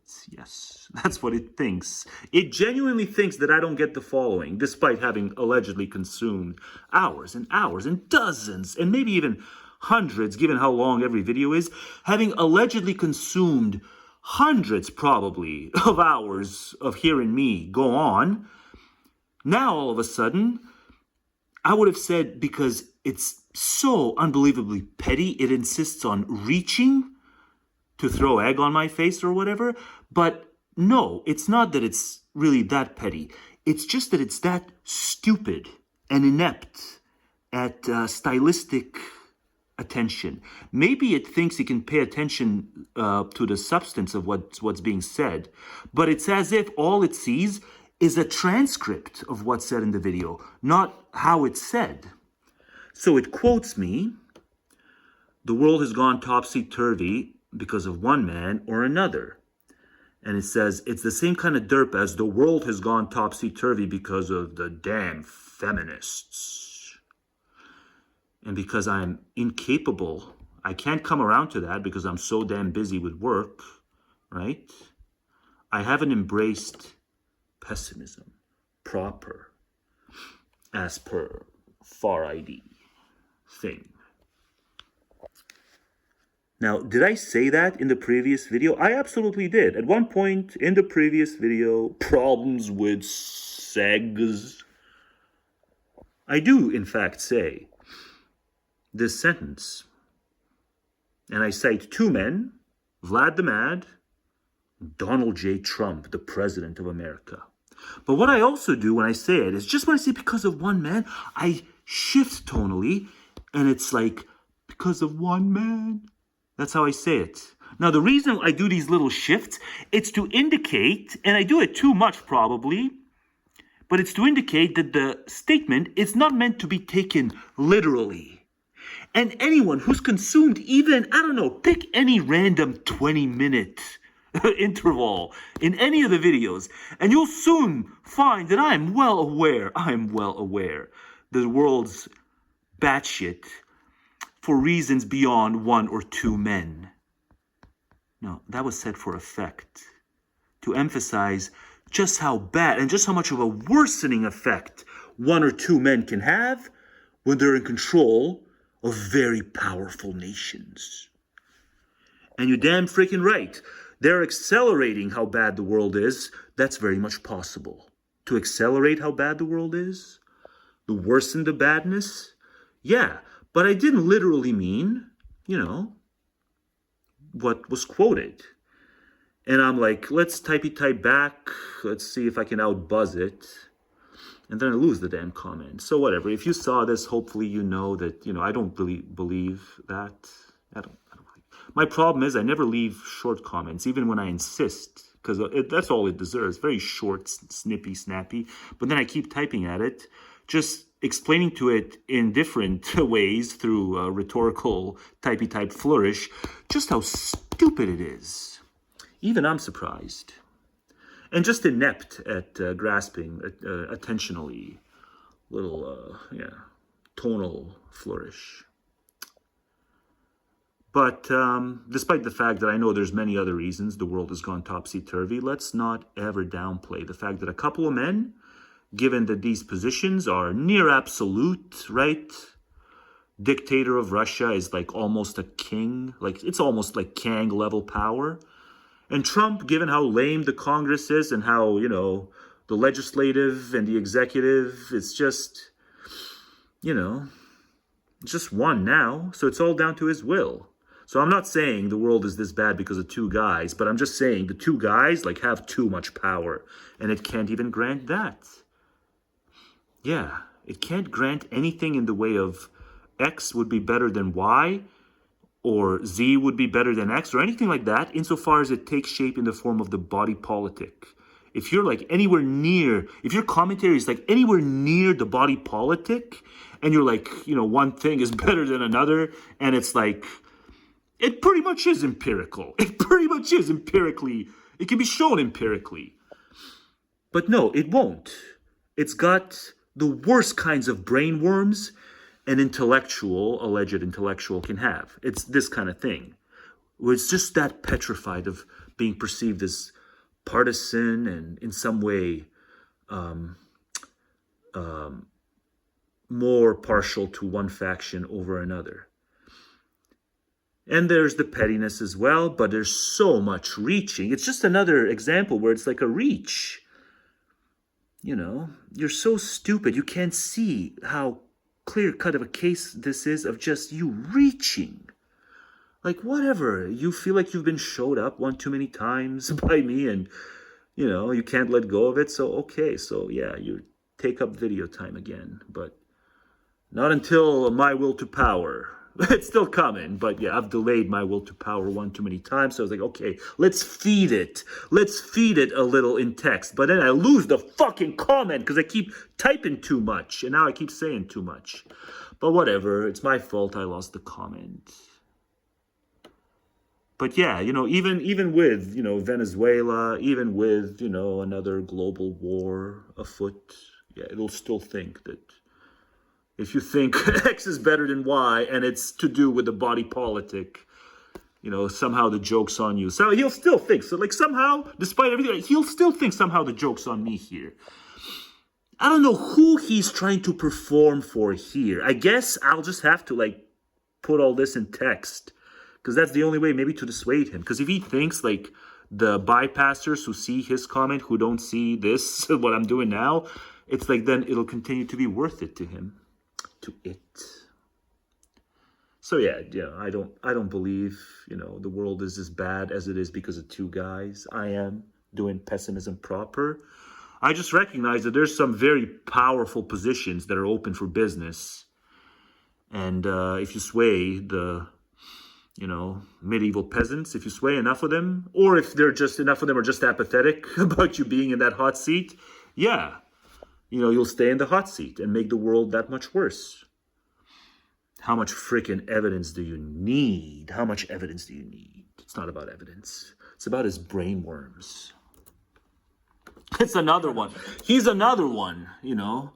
The heckler, the Russian bot, for all intents and purposes. It's bot-like at this point.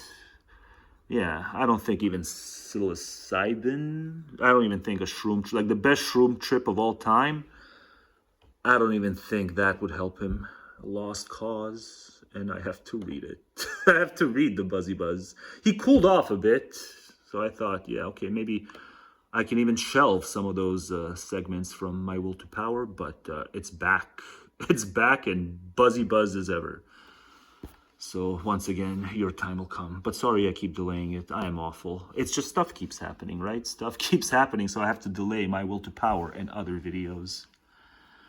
This was supposed to be a gender video as well, but no, sir. Well, no.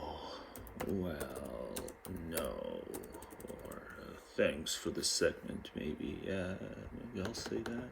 Thanks for the segment. Guess you're getting another segment. Maybe you deserve to be unlisted for this crime. You know, you think I'm going to click this and risk recording on it? From you? Yeah, from you, it's must listen, I'm sure. You know, it doesn't deserve to be read. Inner psychology gotchas. Do you think the familial way of living, you know, with everything else just blocked out of your consciousness is being credible? You think that doesn't do damage and that doesn't compress people's worldviews and people's tolerance and just their temperament for, you know, even certain basics? You know, familial way of living gets in the way of so much. And it's just explored so much in the book, and he just writes it all off as Volk psychology gotchas. He's just so offensive. He's going after my newest man. He's going after my newest man. Well, you're going to get a hefty dose of him here. I'm going to let him speak for himself. I'm going to let Rage speak for himself. It's so on the money compared to what's going on recently, especially. And they just block out the truth. The truth's right there in the video, and they block it out. You got to tend to family. There's so much more on that. I'm going to eviscerate a familial need. It gets in the way of mental clarity.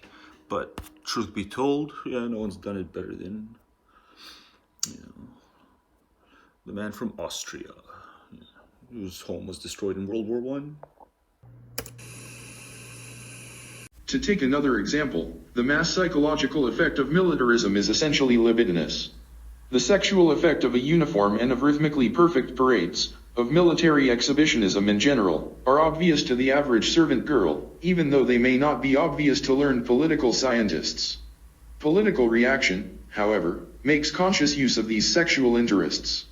Not only does it create peacock-like uniforms for the men, it uses attractive women in its recruiting campaigns. One only has to remember the recruiting posters with texts like this: if you want to see the world, join the Royal Navy. The faraway world is represented by exotic women. Why are such posters effective? Because our youth, as a result of sexual suppression, is sex-starved. Sexual moralism, which inhibits the will for freedom, as well as those forces which tend in the direction of authoritarian interests, derive their energy from repressed sexuality. Now we understand a basic element in the retroaction of ideology on the economic base. Sexual inhibition alters the structure of the economically suppressed individual in such a manner that he thinks, feels, and acts against his own material interests. The male counterpart is the homosexuality of the men who escape from compulsive marriage to the courtesan or homosexual boys and thus try to restore their capacity for sexual experience. The sexual structure of the fascists, understandably, is similar to that of the Platonic age because they affirm patriarchy in its strictest form and actually, on the basis of their familial way of living, reactivate the sexual life of the Platonic age, purity in the ideology, pathological disturbances in actual sexual life. Purity in the ideology, pathological disturbances in actual sexual life.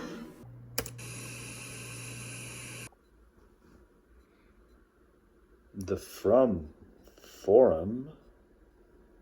a new thing Frum's doing. Man, racks up a lot of views very fast. Yeah, you know, it's Frum, so it's about Trump. So yeah, it checks out. But what? Something looks awry. Yeah, see, I don't even have to click videos anymore. I just have to mouse over them, and it's just immediately clear. You know, a little too perturbed, a little too, you know, mean look. Yeah, Frum never looks like angry at the camera. Yeah, just have to mouse over it, and immediately I know it's AI. It's like they did it to Rick Wilson, now they're doing it to Frum. The Frum Forum. Oh, I wonder if they'll ever do it to me. Nah. I think if everyone else got, I don't know, like removed by YouTube and I was the only one left, I think AI still wouldn't go after me because that would give me publicity of sorts, maybe. Yeah. There'll be no Avail forum by AI where they try to ape me. But you know what? It's like, yeah, some folk can't even begin to be aped credibly. You know, whereas others, like, yeah, they're kind of programmatic to the point where maybe AI has a snowball's chance in hell of aping them. You know, but not all. But yeah, you know, just come on. He looks like, I don't know, some kind of reptile. Almost. He almost looks like a reptile, but that's not even a Jew joke. It's coincidental. But yeah, AI got him wrong. It's just obvious from the get-go. Come on, No, Frum's too gentlemanly to make those kinds of facial expressions. Frum's too gentlemanly. But man, who is AI gonna go after next and steal their shtick? You know? There's your regulation of YouTube. There's your TOS. Why isn't YouTube all over this shit? You know, instead of like if I have like a movie that's a little, you know, a little bigger image than like the smaller image, then my video gets like prohibited because it's a movie, it's a new movie, but your whole identity can be LARPed by an AI and YouTube does nothing about it. Maybe I'll click it. Let's click it. Let's see. What looks like a small diplomatic headline is actually a stress fracture in the North American power structure, and most people missed it. You probably saw the news scroll past that Canada is opening a consulate in Greenland, and you filed Oh man, it's creepy. it away as routine diplomacy, another cold weather footnote in a warming world. But that is not what this is. What happened here is that... Oh, it's so creepy because I've listened to Frum a lot, and this is just, you know, uncanny valley shit. You know, what is it? The twin effect, the shining, the shinning. Yeah, the twin effect. It's creepy. Canada quietly stepped You're a creepy guy. into a space the United States assumed it owned, and Greenland... But maybe he'll make more sense than Trump. Like, at least on the IDF. Maybe the fake Trump will make more sense than the real Trump. At least on the IDF. And, you know, casualties. There's such a thing as the casualties being too high. Yeah, maybe the fake Frum will have more empathy than the real Frum. So maybe I'll end up thumbing this. Oh, shit. I hope that's mostly like other AI bots thumbing this up. I hope people aren't really that stupid. They were stupid with Rick Wilson. And I guess they're as stupid, unless these are also all AI accounts. Yeah, maybe these are all also AI accounts. God, people are so bad at spotting, you know, AI. Yeah, okay, I see what's going on here. It's all organized. It's all just, you know, the fake internet. Right? Wasn't there a thing? Yeah, it's like the whole internet is like fake now. God. I'm the only real human left, but like literally now, not just in a kind of psychological health sense, but I think I may be literally the last person who is like an actual human. When bullying and intimidation do not work, the clownish administration has no other play. I love how Mark Carney has stayed calm and not rushed to make a deal. Our position is strengthening every day. Whatever you say. Yeah, very, very up. It's got more upvotes for one comment than I get like in, you know, years of videos stacked up together.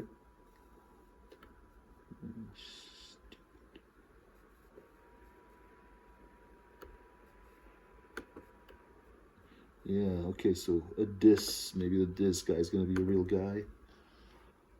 Oh no. They're all fake. Everything's fake, man.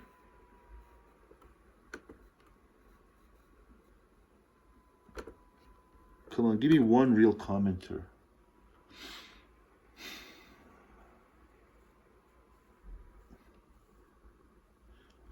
Yeah, it's just the world's gonna be fake from now on, and even faker than it was. Right? Come on. All right, finally, a real person. Maybe. Yeah, but didn't get it. It's an AI. The Venezuelan Connection. That's what I'm talking about. The Venezuelan Connection feels like the first half of one of Dallas's 2-part episodes. There's a lot of setup here, but not a lot of payoff. I'm kind of hoping that's the way it goes IRL. Yeah, we're seeing the setup, and maybe he'll get distracted, and he'll even forget about the oil. You know, I don't know, something else will distract him internally. And hopefully there's a lot of internal distractions so that Greenland, but most importantly Canada, there's also no payoff in terms of the Canadian connection. Yeah, there might be a Canadian connection, but not if he gets distracted. And Lord knows that, you know, here's one who, when he set his mind to something, there was no distracting him, even though there's some similarities, you know, not fit to shine and such. But yeah, there ain't no distracting him, even though he juggled a lot of things as well. Yeah, no. The only way you're going to stop him is by having him beat him down, and I'll just stop right there. But yeah, the only way he was stopped, even briefly, is his brother beat him down. But, you know, the other one in the White House has no younger brother to beat him down, but you know, some would be willing to do it free of charge, you know, but I wouldn't want to, you know, beat up an old man. I'm not saying any of this if, you know, Canada falls to America. I'm not saying any of this. It's an AI version of me. But, you know, yeah, like, if the only way to dissuade him, if the only way for it to be no, the Canadian connection is for him to be beaten down, I wouldn't do it. But if he would be like, you know, 40 years younger, as in Fraudster, not him. If Fraudster were to be 40 years younger, ooh, how I would enjoy myself if it were a fair fight. I'm not physically infallible. Sometimes you just know, yeah. Whatever, even if Trump's 30 or 25, I know how it would go down. With some men, you just know. But I'm not saying any of this, you know, especially if Canada falls. But yeah, you know, that's the way you stop scum is, you know, through fists. Look, everybody, it's the neocon. It's the neocon, or however you'd like it. And there he is again. And there he is again. It's just total proof everywhere. It's the neocon. Hang on, I think I got these stacked up right. Which one's next? Yeah, and there he is again. And we saw that one. Ever more patchwork, man. Ever more patchwork. But, yeah, some of us are implicated too.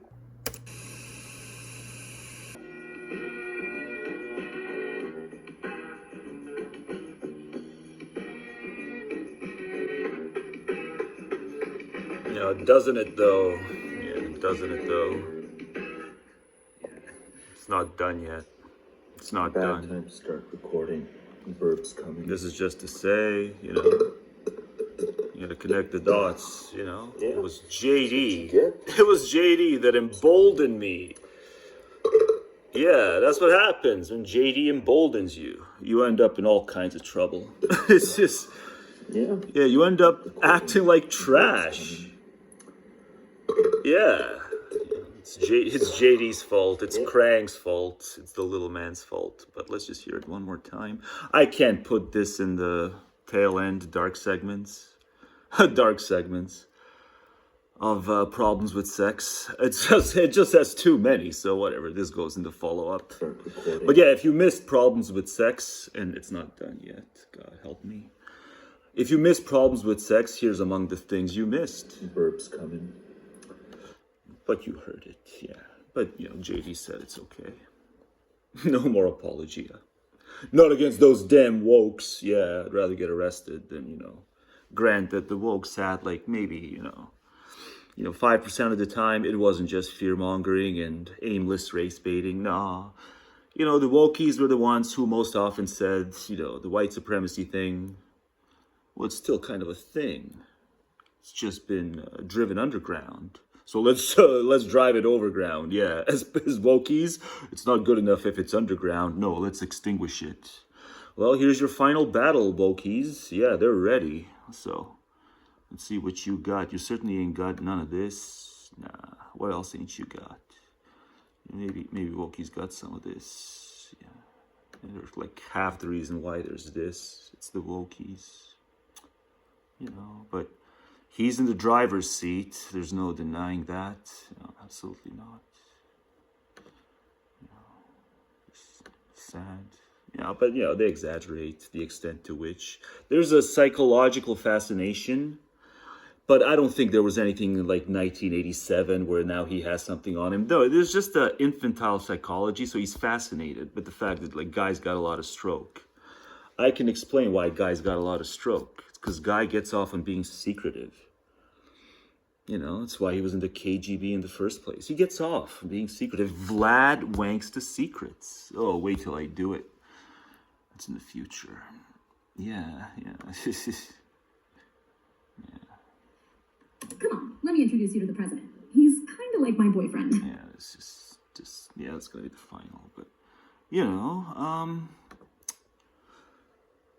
what was the point of this? You know, there was a point to this, right? It was to just say that JD's to blame for the fact that I'm low class sometimes these days. You know, maybe I should go race trend. Maybe I should transition out of being white, and then I won't be emboldened by JD. Let's see what Tim's got to say. What's happening here is that people get shot all the time in our country. Yeah, let's see what Tucker's got to say.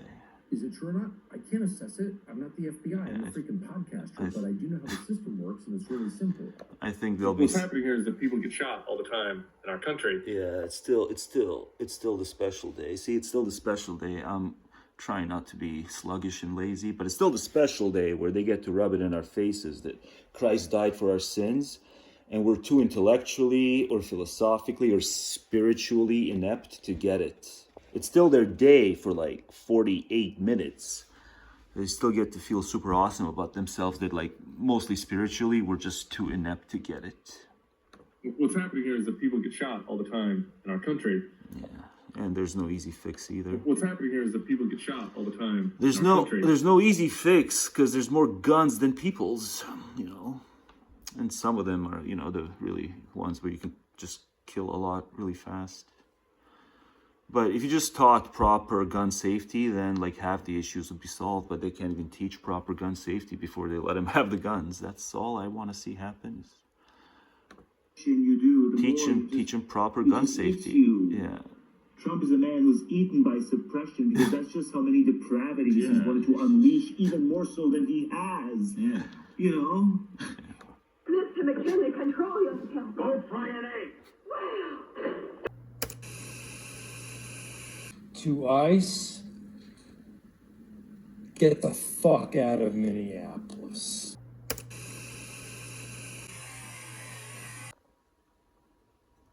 Oh man, who would have figured Minneapolis to be this based?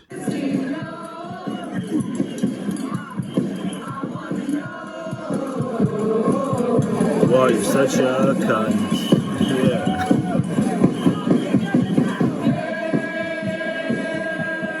Christy, no!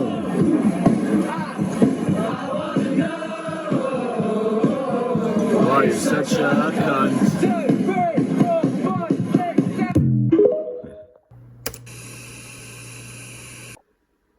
ICE thought they could fuck with Minneapolis, all three of their cars. Those dumb fuckers.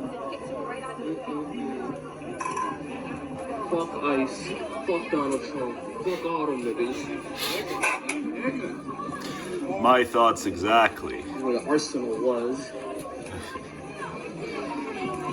Oh, they retrieved it. And they gutted this car.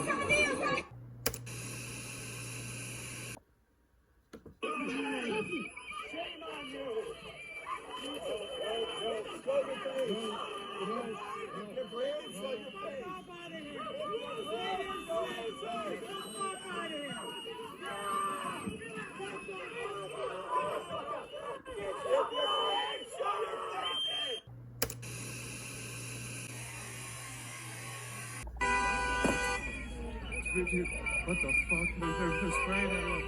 They're spraying everyone. They just sprayed everyone as they left.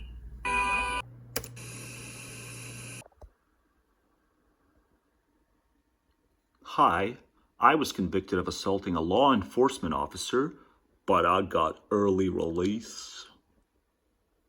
Then I was charged with child sex crimes. Yeah. Purity in the ideology, pathological disturbances in actual living. Yet more proof. Those dang liberal soft-on-crime judges? Nope, fraudster, pardon me. I'm a J6th rioter. Come on, I don't need to tell you. I look the part. Yeah. Let's see what else is here. Wait, what? Yeah, 6, but probably a lot more. But yeah, so far they've discovered 6, but yeah, it's got to be a lot more. Zoom in. So you got to see that sexy ass crack. Yeah, or ass cheeks. It's what he's been doing. It's what he's been doing for 10 years, more or less. But, you know, the last calendar year, expedited, pissing on the norms. I'm not going to pretend all norms are good, but at least, you know, 4 of these 5 letters, say what you will about them, they don't deserve to be pissed on. You know, at least 4 of these 5, they don't deserve to be pissed on, especially fraudster piss. God, who knows where that piss has been. So, you know, whatever. Most norms do deserve some level of scrutiny, but, you know, never piss. Or at least if someone's going to piss on them, let it be a quality human being, not this. Yeah, let me piss on norms if someone's going to piss on them, not this. But tell you the truth, I wouldn't even do it. I would just scrutinize the bad norms out of existence. No need for urine or anything like that. Yeah, all some can do is piss and cheer the pissin'.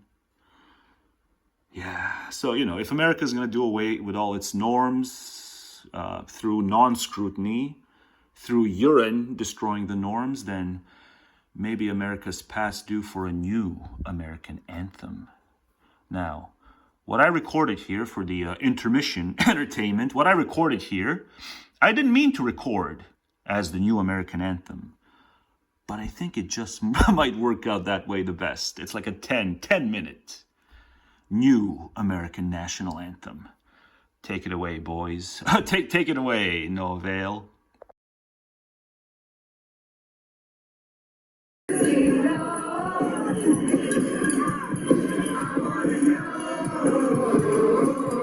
Boy, you're such a cunt. Indubitably. Christy, no. Okay, it's not the new anthem. It's still the prelude to the anthem. I just wanted to swerve you. And also, you know, it's worth hearing again. Boy, you're such a cunt. Maybe again. Boy,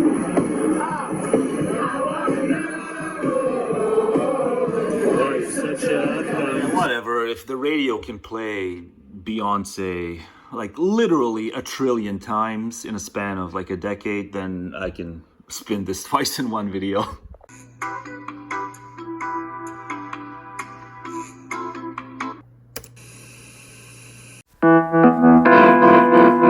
Oh man, it's cold outside, and I'm nice and cozy.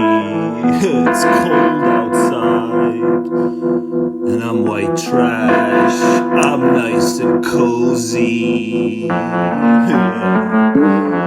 man, it's so cold outside.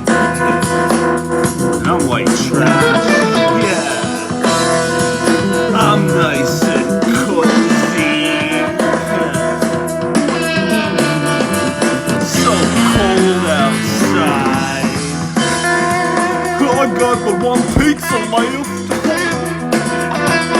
I'm nice and cozy. So cold outside. I'm nice and cozy. Oh baby, it's cold outside. And it's also wretched. So cold outside. And I've got the one pizza left. I'm nice and cozy. Oh man, it's so cold outside. And I've got the one pizza left. I'm like trash, purebred. And I'm nice and cozy. And I see the news. Oh, I love the news. The purebred fascists. Machine civilization. So cold outside. I've got the one pizza left. I'm nice and cozy. Purebred fascist. Machine civilization. Please, sir, may I have some? Go find a home, son. You little bastard. Please, sir, may I have some? Go find a home, son. Go get your own. You rotten little bastard. Please, sir, may I have some? Go find a home, son. Please, sir, may I have some? Go find a home, son. Please, sir, I just might die. Go find your own, you rotten little bastard. Please, sir, may I have some? Go get your own, you rotten little bastard. Please, sir, I just might die. Go find a hide. You rotten little bastard. Please, sir, I just might die from malnutrition. Go find a hide. Please, sir, may I have some?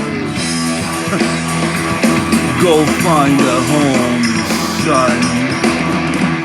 Kids swim or die. Please, sir, may I have some? Go get your own, you rotten little bastard. Please, sir, I just might die. Kids swim or die. Please, sir, may I have some? Kids swim or die for me only. Please, sir, may I have some? Go find a home, you rotten little bastard.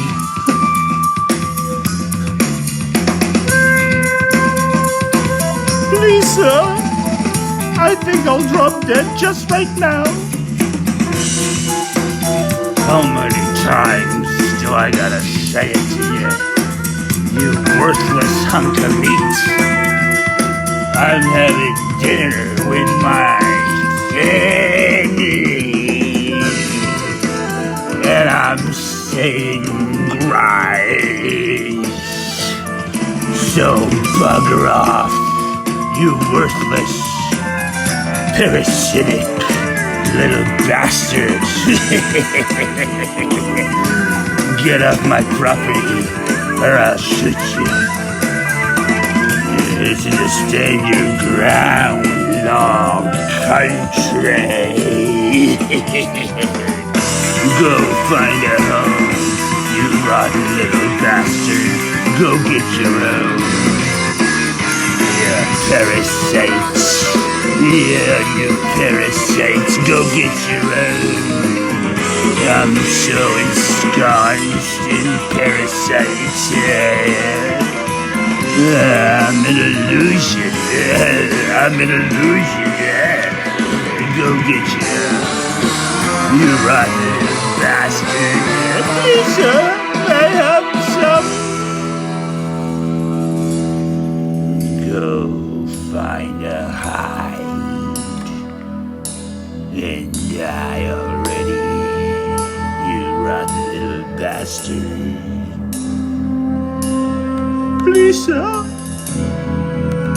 may I have some? Please, sir, I just might die. Then go and die, you rotten little bastard.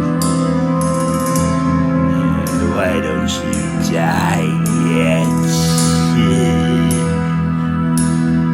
The more of you die, the more there is for me and my people.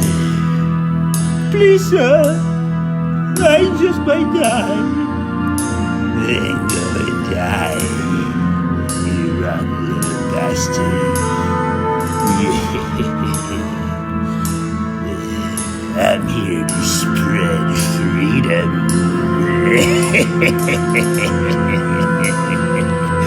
I'm here to spread freedom. Around these here parts, you best fear God. Around these here parts, it's cold outside. And I'm down to but one pencil. I'm nice and cozy. Here we fear God.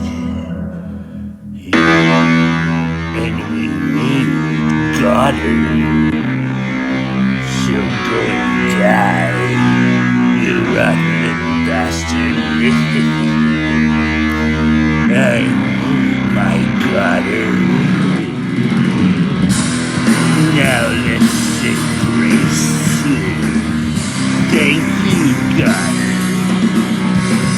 I'm off to spread freedom tomorrow. Thank you, God. I'm nice and prosperous. I hope that kid dies. I'm nice and prosperous. I hope that kid dies. Martha, say it with me. That we hope those kids die. I'm here to spread freedom.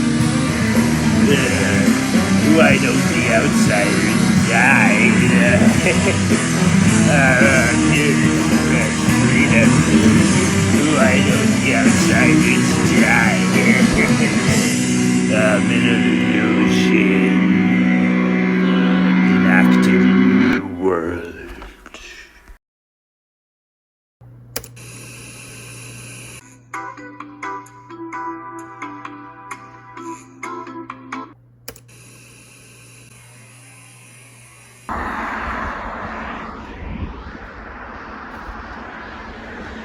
Yeah, I love me some foggy times. I'll work it into a segment. Something will come up where, you know, fog graphics complement the nature of the segment. And audio. Oh man, here we are. December 30th, 2025. And man, it's ever more true. It's all about the Epstein files. It's all about the Chinese own Canada real estate wise. Okay, that's an exaggeration, but man, the Chinese have quite a bit of stroke in Canada, or whatever the ethnicity is. It doesn't matter, but Anyway, this is just to point out it's foggy as fook. And I'm gonna figure out something. I'm gonna figure out a way to work in the fog. It's gonna be complementary to whatever audio I do next that's crazy long. And I guess it's gonna have something to do with the Chinese too, or some kind of Asian thing too. Canada Post! Yeah, the strike is over. The strike is over. Maybe my paperwork, occupational license paperwork can finally be sorted because Canada Post is back. Oh man. I know it's irrational, but it's just one of those days where it feels like this is the best place in the world. This is the best place in the world. I don't know it for a fact. I just know it in my feels. I too was parochial. I too was parochial. In my feels. In my feels. And why not? Oh, loving the fog. Loving the fog too much. Yeah. See, we do infrastructure better than the Yanks. We got fire hydrants. Fire hydrants growing on grass. That's how much better Canada is than the Yanks. Yeah. Our vegetation grows fire hydrants or something. It's low heat. Anyone's got an issue with me, come at me on low heat highway, bitches. I'll throw down. Hang on, I can't do the thing. I got gloves. I can't do the fist thing, but I'm not wearing gloves. But yeah, there's fist thing. I'm holding gloves. Yeah, the fist thing. Oh man, it's the best place in the world. I don't know. Maybe Hawaii's better. One of the saddest things about leaving Twitter as a lurker, even when I did, I definitively left Twitter. If I ever post a screenshot or something, it's because I got it off of Blue Sky and someone from there got it off of Twitter. But I never get even these screenshots from Twitter anymore. I definitively left it. Even as a lurker around the time of the election, 2024. But the bad part about leaving Twitter is I ended up on Blue Sky, and now I'm thinking it's per capita, per commenter, like the typical comment doesn't leave me with quite the douche chills and the just mouth-breathy heebie-jeebies as I got from Twitter, but it's kind of close, and so I'm going to have to look for a new home again, a new hate lurk home. I know wherever I go, I'm going to hate lurk it. I'm not just going to lurk it, but I don't need to hate lurk it as hard as I'm hate lurking Blue Sky. It's so bad, folks. It's so bad. Hang on, step out. Oh. So bad. I gotta, switch temperatures. I gotta switch temperatures when I start ranting on Blue Sky, or else it's gonna get too hot. But yeah, it's not even that it's erroneous things are said. It's that at once you catch a snip of the mindset, and you know enough about the mindset with one comment. Don't ever let anyone tell you that the trans thing is something that the GOP media machine just made too much out of, and it's a blip on the radar. It may be a blip on the radar in your very offline spaces that you all have to now compete votes for. It's those very offline people who know like one out of every maybe 20 things they need to know. And you got to knock on doors and be nice to them and all that stuff. Yeah, there maybe the trans thing is not that big a deal. Online, you got a digital self. If you have a digital self, the online thing, especially on Blue Sky, the trans online thing is a big deal. And you best be pro-trans, just so you know, or, you're going to be bragged about being blocked. Not even me. Of course I'm not blocked. I can't be blocked. I only lurk. But other people who are, like, mildly critical of one or another aspect of the trans things, like one after another trans user on Blue Sky comes out and brags about how, I got him blocked. I'm like, why? Like, why am I aware of the existence of this poster and not the other way around? I gotta quit. I know there's nowhere good to go, but a year of doing this crap, and it's like, no, might as well be Twitter. It's twatter with blue balls. It's twatter with blue balls. That's blue sky. And I just came up with it. See, you just say better things when you record than when you just think. You become bolder. Yeah, blue sky is twatter with blue balls. I'm sure there's no shortage of blue balls on Twitter too. X marks the disinfo spot. X marks the disinfo spot. So yeah, like where should I go? There's nowhere to go.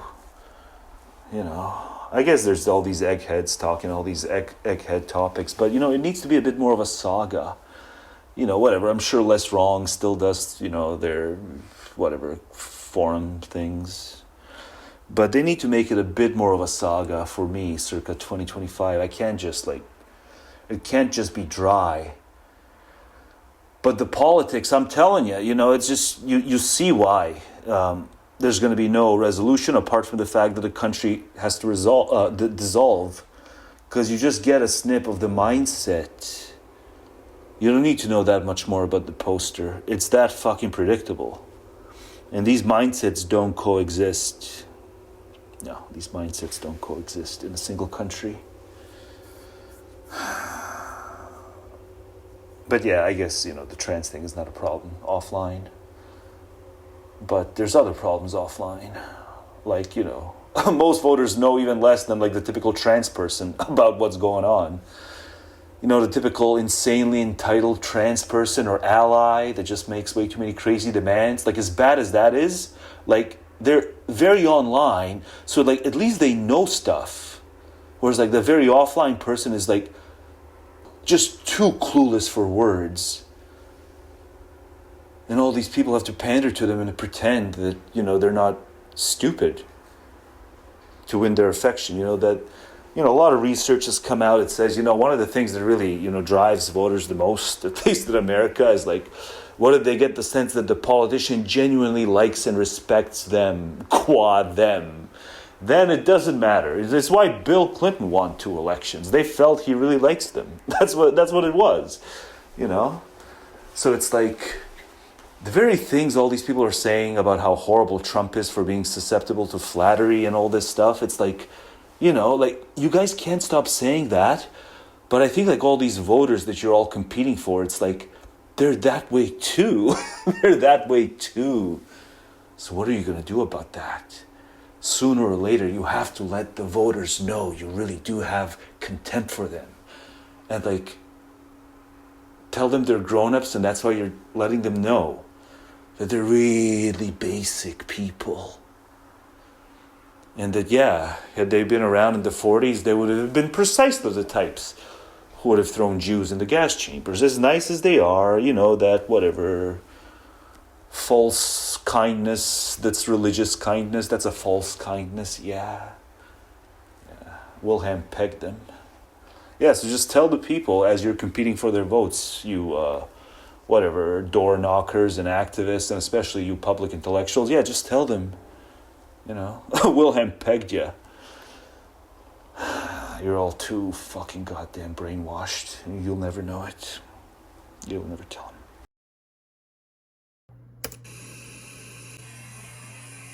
To ICE,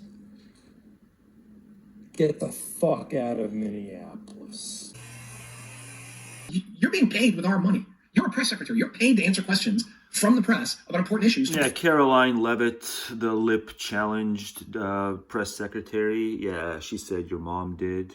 When she was asked the question she didn't know the answer to, so she said your mom did, and Tom Nichols is going to go in on her. For the American people. On what planet do you think it's okay to answer this by sounding like a sophomore in high school? And a dim sophomore, not doing high school kids. Lip, no, he said dim, but no, lip challenge sophomore. A dim, rude sophomore in high school. Lip challenge. And so, you know, that had just piled up. I actually wrote another piece. Where those lips have been. Kind of a companion piece to it called Politicians. Why not do it again with the graphic? Yeah, let's just one more time, for old time's sake. Politicians aren't cool enough to swear this much. Wait, what? I wrote another piece, kind of a companion piece to it called Politicians Aren't Cool Enough to Swear This Much. Because that's become a thing now. Well, you know, you're half right? They're not cool, but we shouldn't care. Either way. You know, in fact, we should have a little bit of a leaning toward, yeah, it shouldn't be a taboo for politicians to swear, because I want to know how they are. behind closed doors. And we'll never know enough, but we can know some, and we can know some of the way there through the swearing cues. Yeah. You know, if you're too pious to swear in public, if you're like Mitt Romney, like, then I'd have these completely different reasons not to trust you, reasons that are never spouted. But yeah, if you're too pious to swear in public, I just don't trust you. This is a bipartisan problem. You know, that politicians routinely go on television now and say, "Well, I thought that was bullshit." You know, and this, you know, they use a lot of profanity. Yeah, moral panic, Tom. You know, I can remember the day when a politician using profanity. Why don't you have Peterson back on? Like, you had Peterson so much before he blew up. Why won't he come back on? Yeah, it's because you can't afford him. Yeah, Peterson needs to be afforded. Yeah, but you made him kind of, you know, before he was made by the internet and kind of done in by the internet. Lord help him. Yeah, you hosted him a lot, but then he never, you know, paid it back.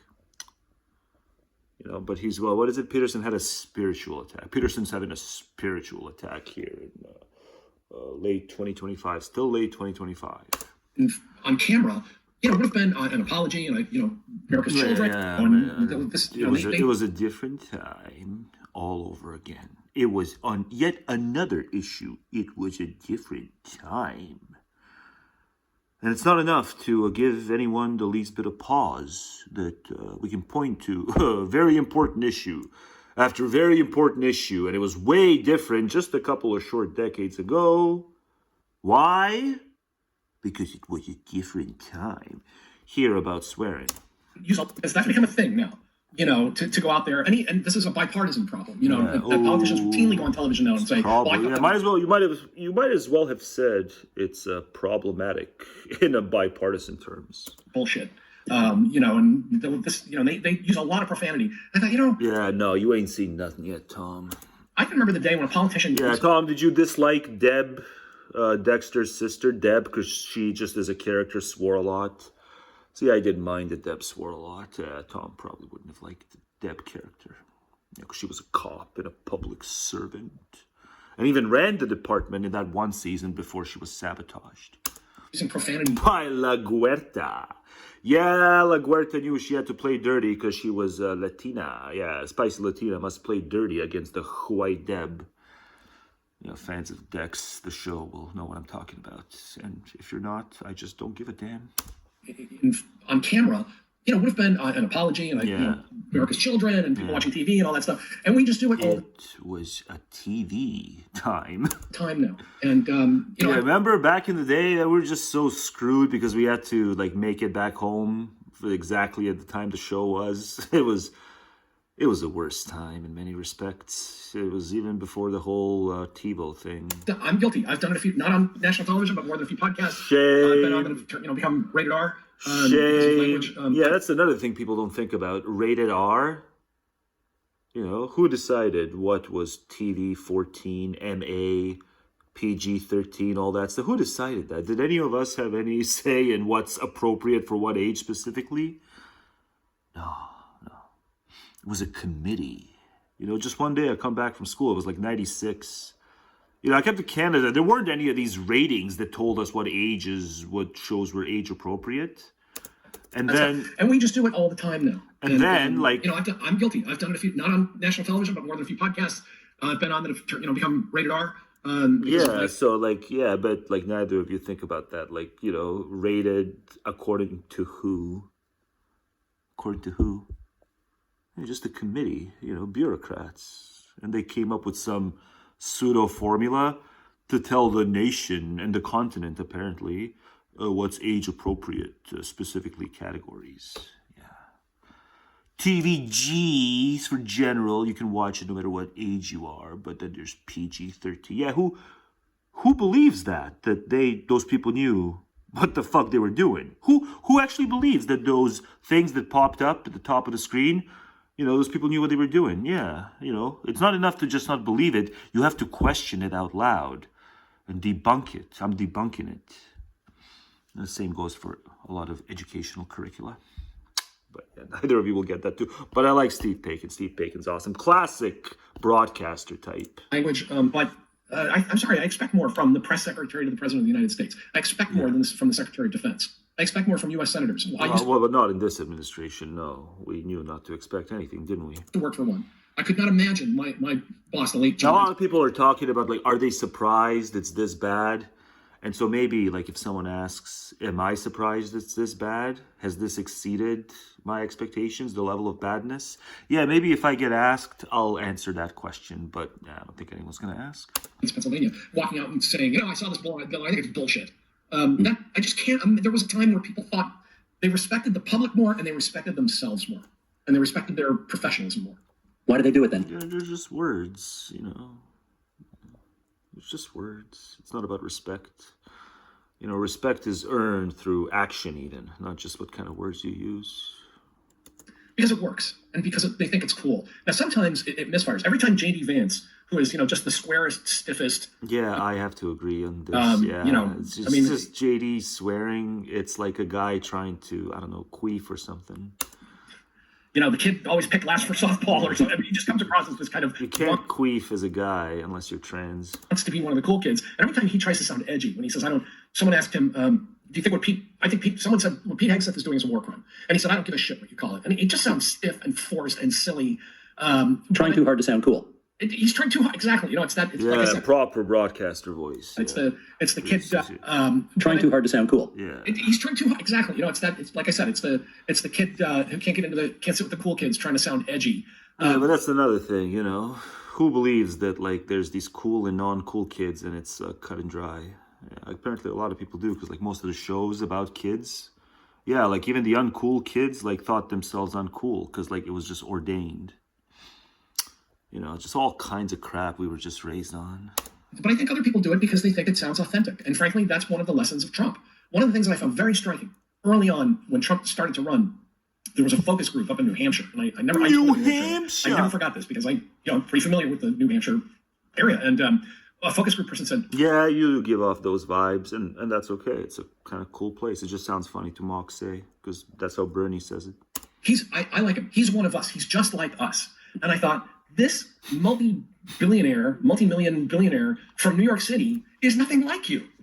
He's completely unlike anyone in New Hampshire. He would never set foot in New Hampshire if he didn't have to. No, I'm sure they've got some nice golf resorts.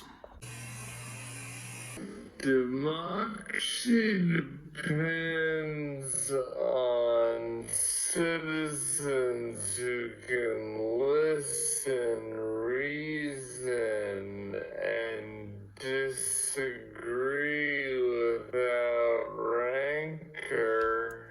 I'd settle for the first two.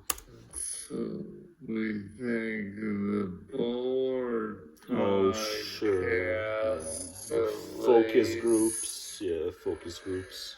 It's not warming me up. Those bulwark focus groups with the voters, they're not exactly warming me up to democratic culture. Students every day at St. John's College. Maybe this is the antidote I need to bring me back to love. Not just democracy, but also democratic culture. Become a Johnny. Let's do it right. Let's do it right. Let's do it fast. Small, rigorous conversations about the great books that have shaped civilization. No professors. The Bowler podcast, at least. No professors. And that's what students do every day at St. John's College. They have no majors, no lectures, no professors telling you what to think, just small, rigorous conversations about the great books that have shaped civilization. In seminar, every voice is heard as students wrestle with 3,000. Yeah, St. John's is cool. I want to become a Johnny. No professors? Wait, what? And disagree without rancor. That's what we think of the Bowler podcast, at least. And that's what students do every day at St. John's College. They have no majors, no lectures, no professors telling you what to think, just small, rigorous conversations. Like, ever? About the great books that have shaped civilization.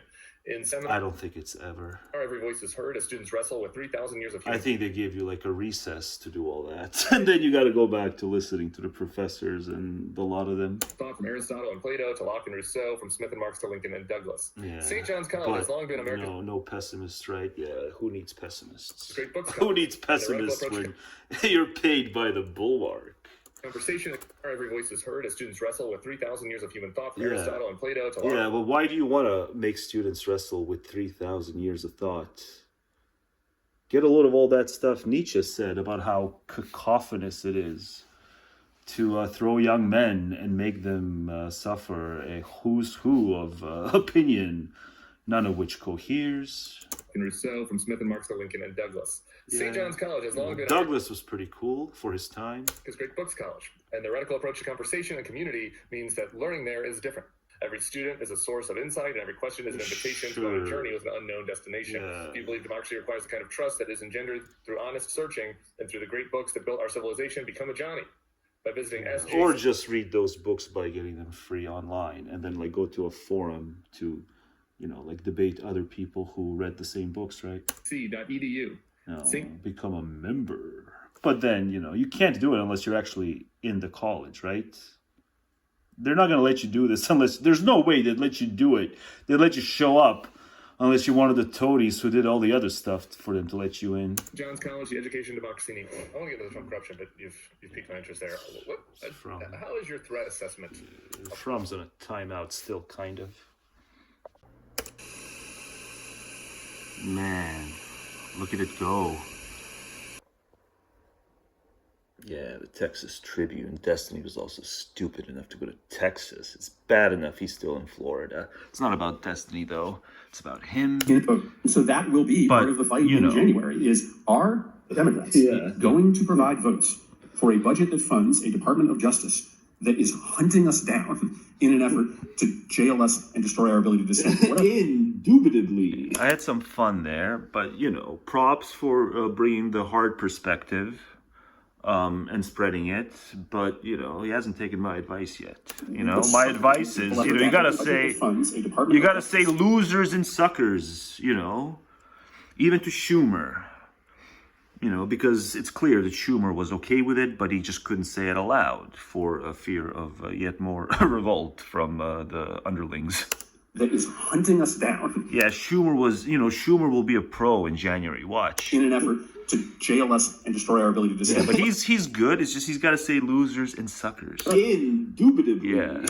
What's sucker? I had some fun, but, you know, from the bottom of what's coming up, from the bottom of my civic core, such as it is, whatever perspective I have as the foundation of kind of thinking that civics is something that, yeah, serious people take seriously some of the time. You know, if you're a serious person, you'll take civics. So you'll have a civic core. You'll have a civic soul. So from the bottom of my civic heart, I had some fun, but it's a serious thing that serious people are perfectly justified in taking seriously some of the time. Let's defend our civic institutions. Democratic culture really sucks. I've got a whole thing coming up about that in the future. Democratic culture is just awful. It makes even the best intellectuals, especially public intellectuals, forget that, you know, they're just riven by popularity contests in the end. Like, we need democracy as a, you know, guardrail for small L liberalism and individual rights and all that stuff, and open inquiry, open society. You need that with multi-party democracy and all the civic society that flows from it, you know, civil society. So from the bottom of my civic heart, let's say, these people coming up next, you know, they're laudable people. This administration... These are all laudable people, and to think that he's partaking in some, you know, cynical ploy for partisan ends, it just means you're blind, bud. You can't see that apart from being a total hunk, Mark Kelly believes and has a lifetime of service, and, you know, not even, I think he's another one, not even a speeding ticket. You know, I don't even have one, but he's another one. I bet you. You know, it's a dreamboat, and also he means what he says, and there's nothing he's done that contradicts it. And then the other ones that they're coming up here, they're all laudable people, and it's not a cynical ploy. And to draw any kind of comparison between them, any kind of equivalence in the worst case, but, you know, even resemblance, they resemble nothing like the wretched Trump administration. You can't see that. You just can't vet character or just, you know, track records of failure and scams, and especially these Bitcoin scams and just talking out of any side of your fucking mouth and ass day to day. And, J.D. Vance, and, Stephen Miller, and, Caroline Levitt, and the things they try to spin. And these people, you're afraid of looking partisan to the point where your brain falls out. For military. These are laudable people. She is a laudable person who believes what she says. These professionals against American citizens. Like us. You all swore an oath. Not to be preachy, though. It's just, if you don't have any kind of civic core to you, to your mind, to your psyche, the foundation of order and freedom and combination of order and freedom through civics, if you have no core, you haven't thought about it deeply enough. You haven't thought about it to realize that they believe it and it's laudable.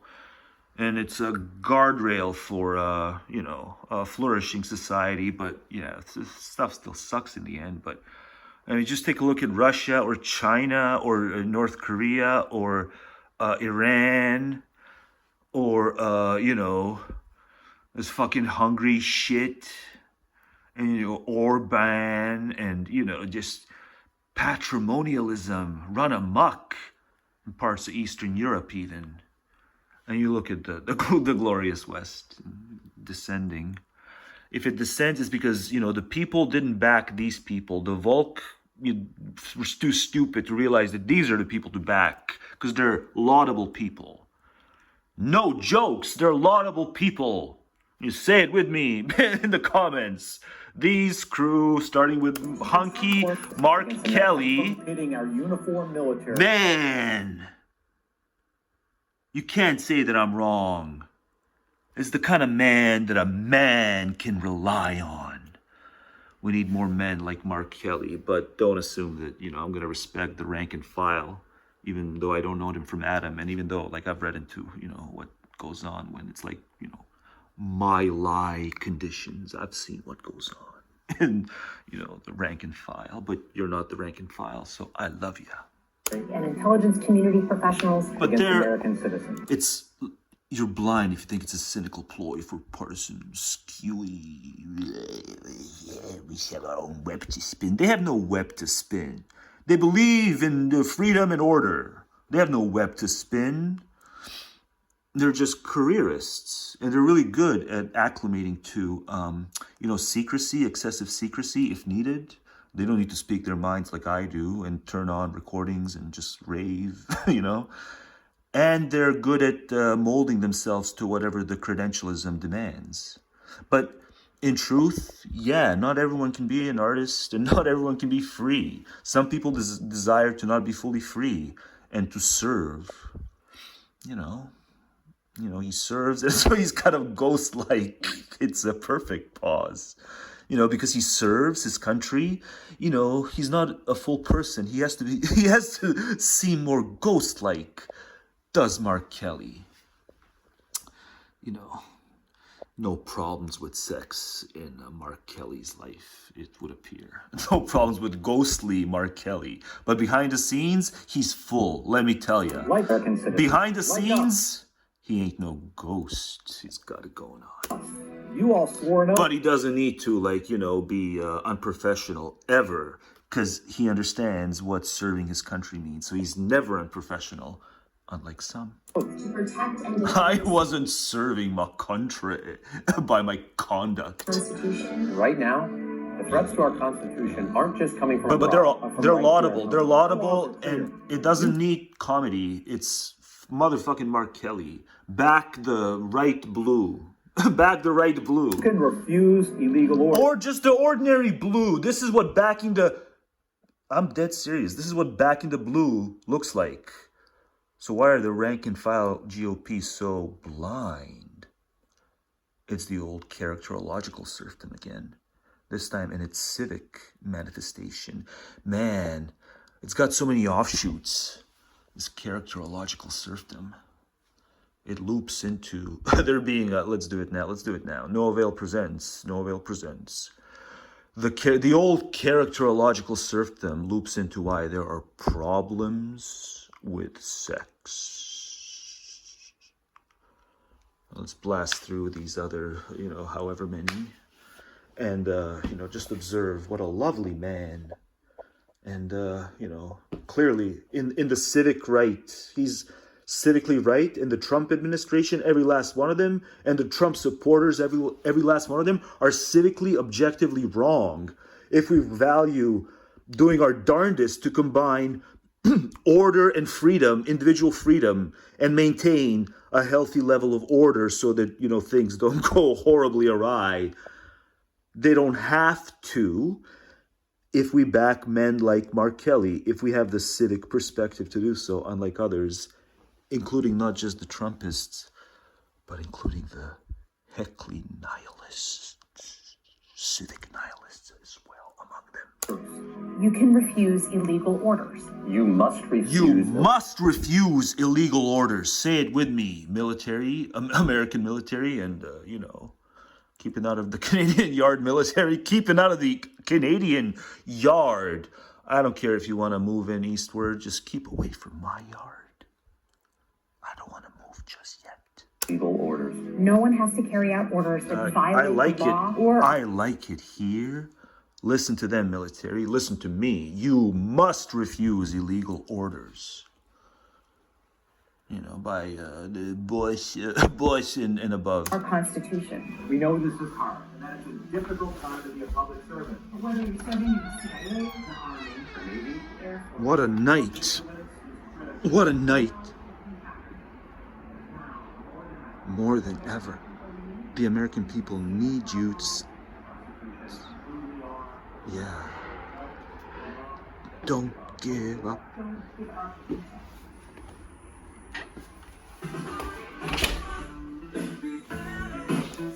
Go watch the video.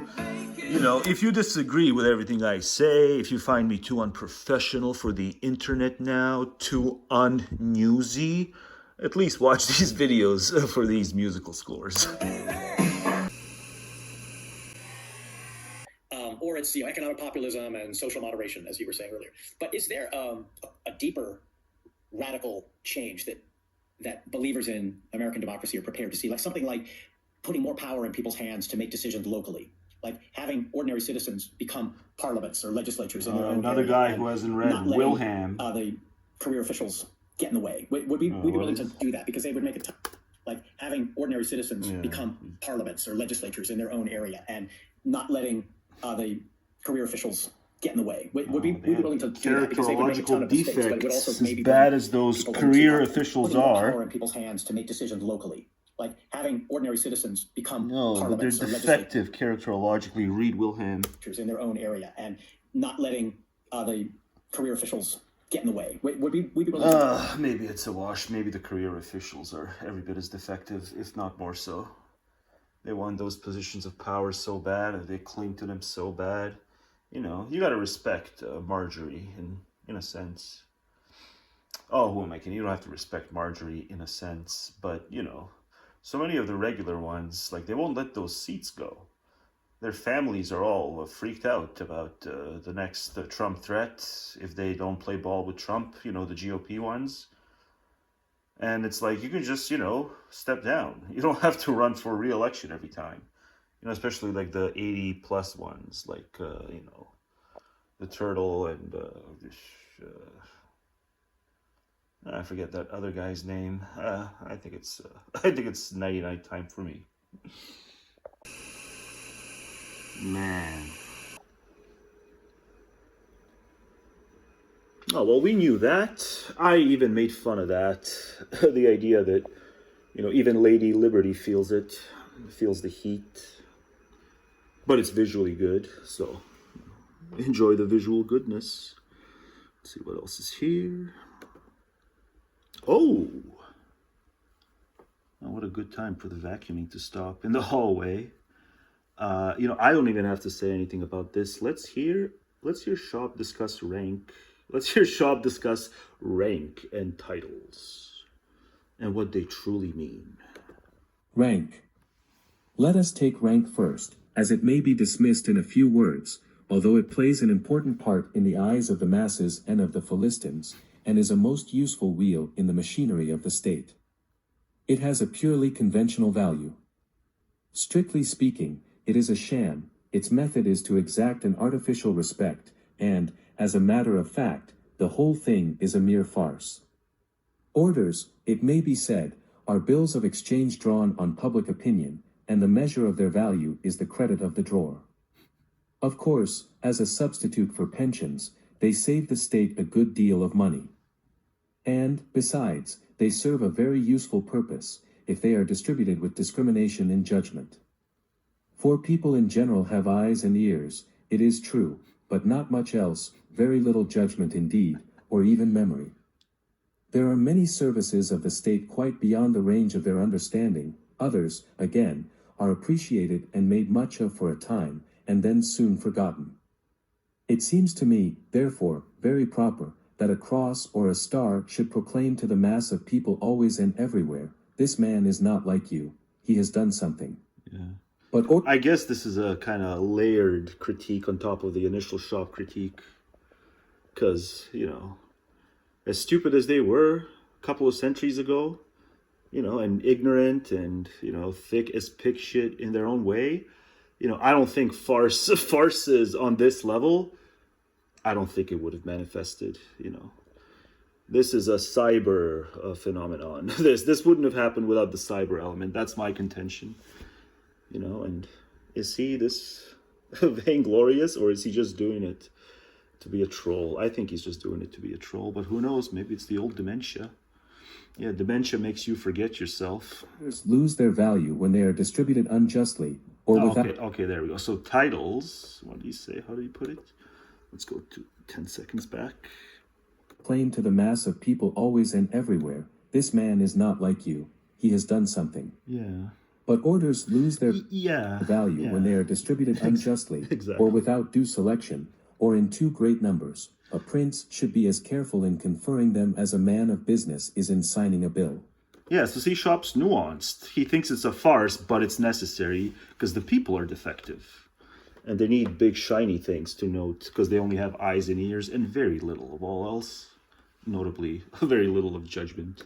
It is a pleonasm to inscribe on any order for distinguished service, for every order ought to be for distinguished service. That stands to reason. Section 4. Honor. Okay, well, we'll do that next time. It's a rainy, windy day, so I'm damaging the phone. Umbrella only protects so much when it's a rainy, windy day. I gotta do this now. I just did a crazy 36-minute audio in which I referenced that Scott Adams just passed. I just got the news, recorded the audio, but I referenced Scott Adams and I don't say the most important thing. I'm not gonna view Scott Adams as this, purely political figure who's a foe.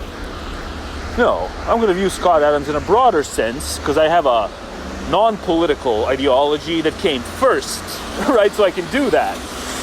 Most people can't seem to do that because they didn't have one such ideology. But the main thing to note about Scott Adams is that he cared about reasons in his own way. And that's why this is sad news. I don't care what he stood for and who he voted for as much as I care for the fact that in his own way, Scott Adams cared for reasons a lot. And so, pay Scott Adams a tribute with a coffee segment of your own. I'm not saying he did a particularly good job of caring for reasons, but that doesn't mean that he didn't. He cared for reasons. Some of the time he got it right. The progs make that easy. Yeah, how's this for an add-on? Scott Adams, on top of caring for reasons, the way he did, he was also the best MAGA had to offer. It's apropos. It's been a disastrous week for them in terms of just how low they've sunk. And now they've lost what I feel, or at least I can maybe think of someone else, but not by muscle memory, who's been better than Scott Adams. I used to listen to Scott's show, or watch, because of the coffee at the start. I used to do that pretty consistently until sometime in 2019, and then he just said something, he framed an issue in what I felt was such a cheap way. I was like, I'm never going to intervene on this, and he's just going to keep spouting it. And so I quit, and I wish I hadn't, and maybe I'll watch some of the archives of Scott Adams, because he was a heterodox enough guy. At least some of the time he probably brought up stuff that he took these deep dives in that were probably true. His take was probably true, and then I just didn't stick around to find out because I just left. Yeah, at least some of the time. There was probably something that was heterodox that Scott Adams spouted that, it wasn't my world, my wheelhouse. I'm sure it got all the worse in 2020 and 2021, but maybe there were these little shards, shitards of truth amidst the diarrhea that is MAGA. Yeah, you guys just lost your best soldier. I know he wasn't a soldier the last few months. But yeah, who's better than Scott Adams in terms of just a consistent spinner in their direction overall? Yeah, I'm pretty sure if I recall, Scott Adams condemned J6 on the day and after, right? He condemned J6 for the right reasons. He didn't try to spin it. I popped back in around that time, at least secondhand, to see what Scott was up to. But I resumed the diet. And yeah, I recall Scott saying that he just unambiguously condemns Trump for this. Maybe I'll try to dig it up. But yeah, so Scott, R.I.P., you were the best one they had. I can't think of anything close even. Bannon is just kind of an interesting character, but he's just full of shit. But he's a bit of an interesting character, but that does not successful, persuasive pundit make. Who did Bannon ever sway?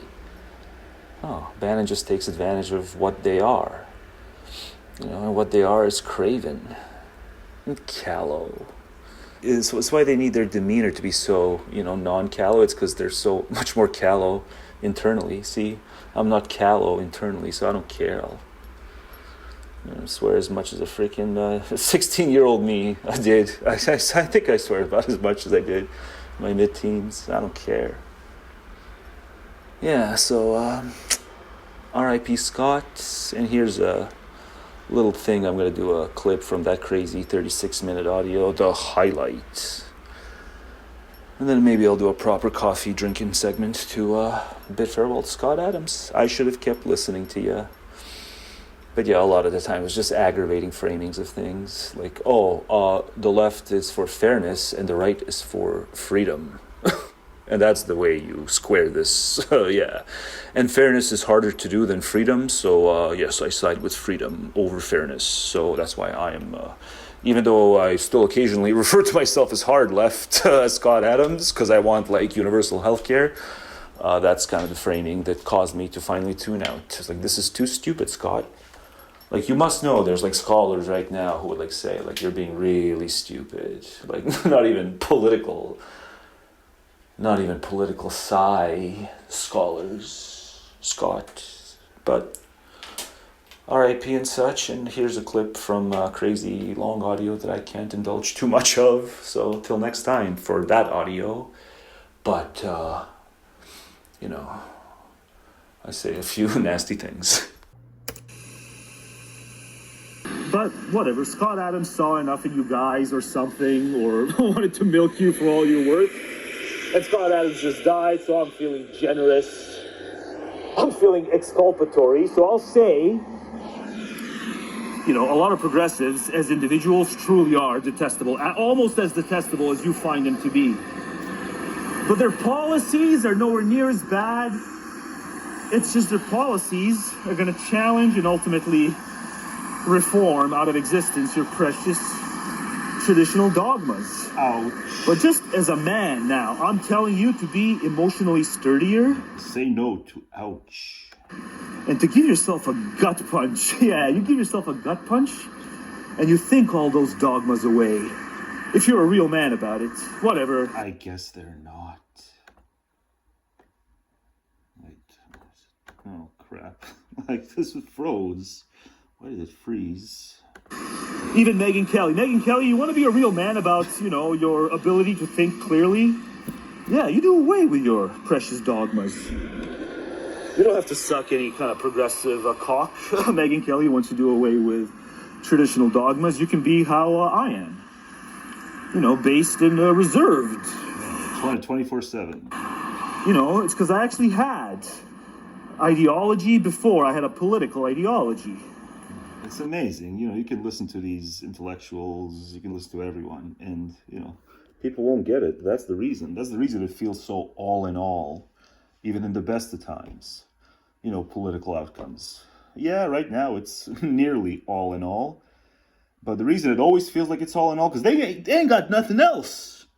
So I see how narrow all your conceptions are. There's such a small, puny, little tiny world. It's this puny as Megan's little figure. Is the world they live in. Oh, man. Yeah, I need to be on stage. Well, that's next time on No Avail. And God, I postponed this way too much. It's the 19th. I'm a very lazy man, and I'm at a loss as to how to feel about it. Honestly, it varies from video to video. Today, I feel kind of lame about it. The laziness and the, you know, the world's falling apart here. I gotta speed all this up.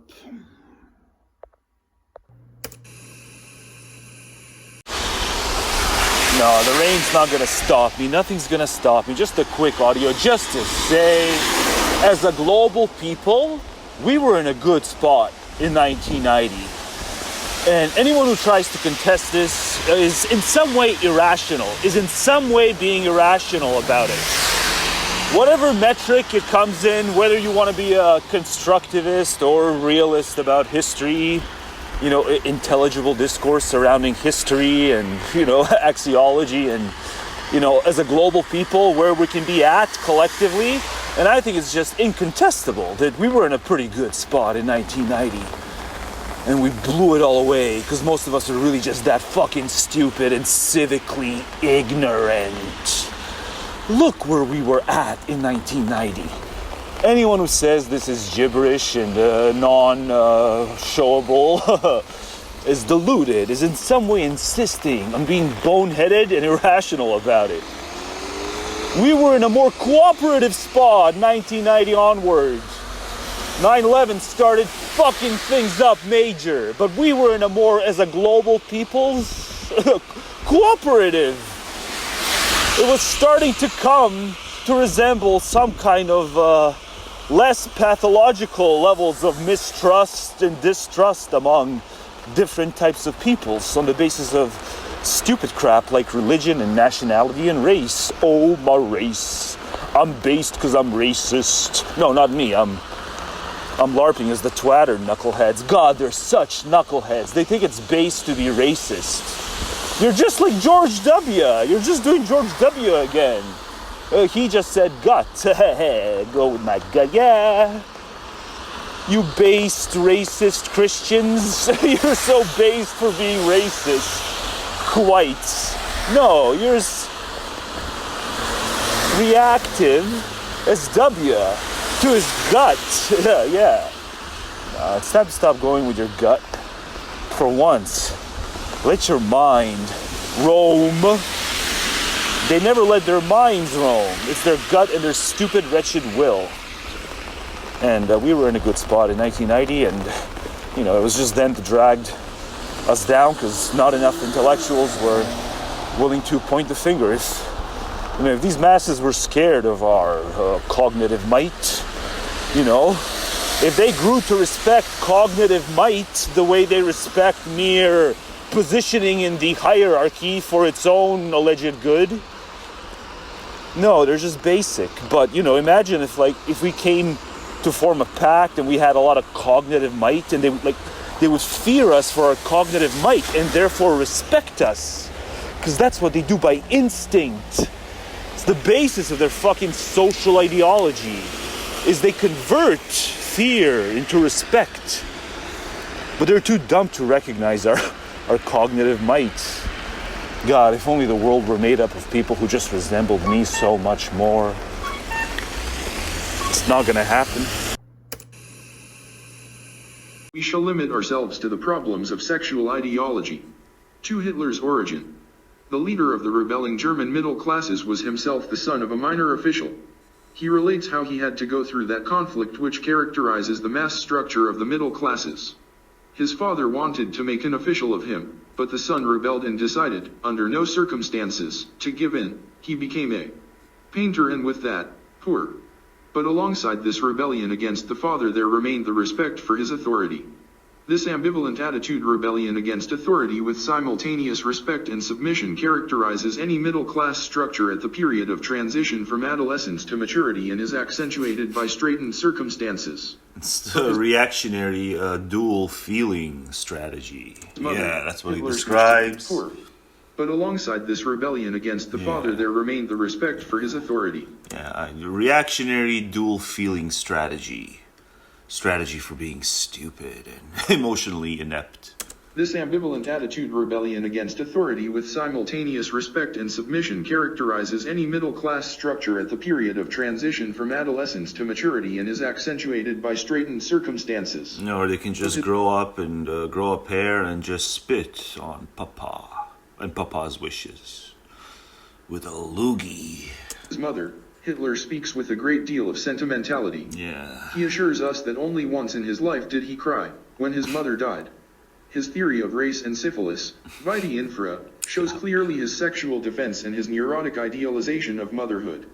As a young nationalist, Hitler, who lived in Austria, decided to take up the fight against the Habsburgs who, defending, said, like, oh, we're gonna, but no, but like, it's true. That only once in his life did he cry, when his mother there's nothing died. to defend here. His theory of race and syphilis, like, who even discusses how often who even discusses whether they cry once or more? Infra shows clearly his sexual defense and his neurotic idealization of motherhood.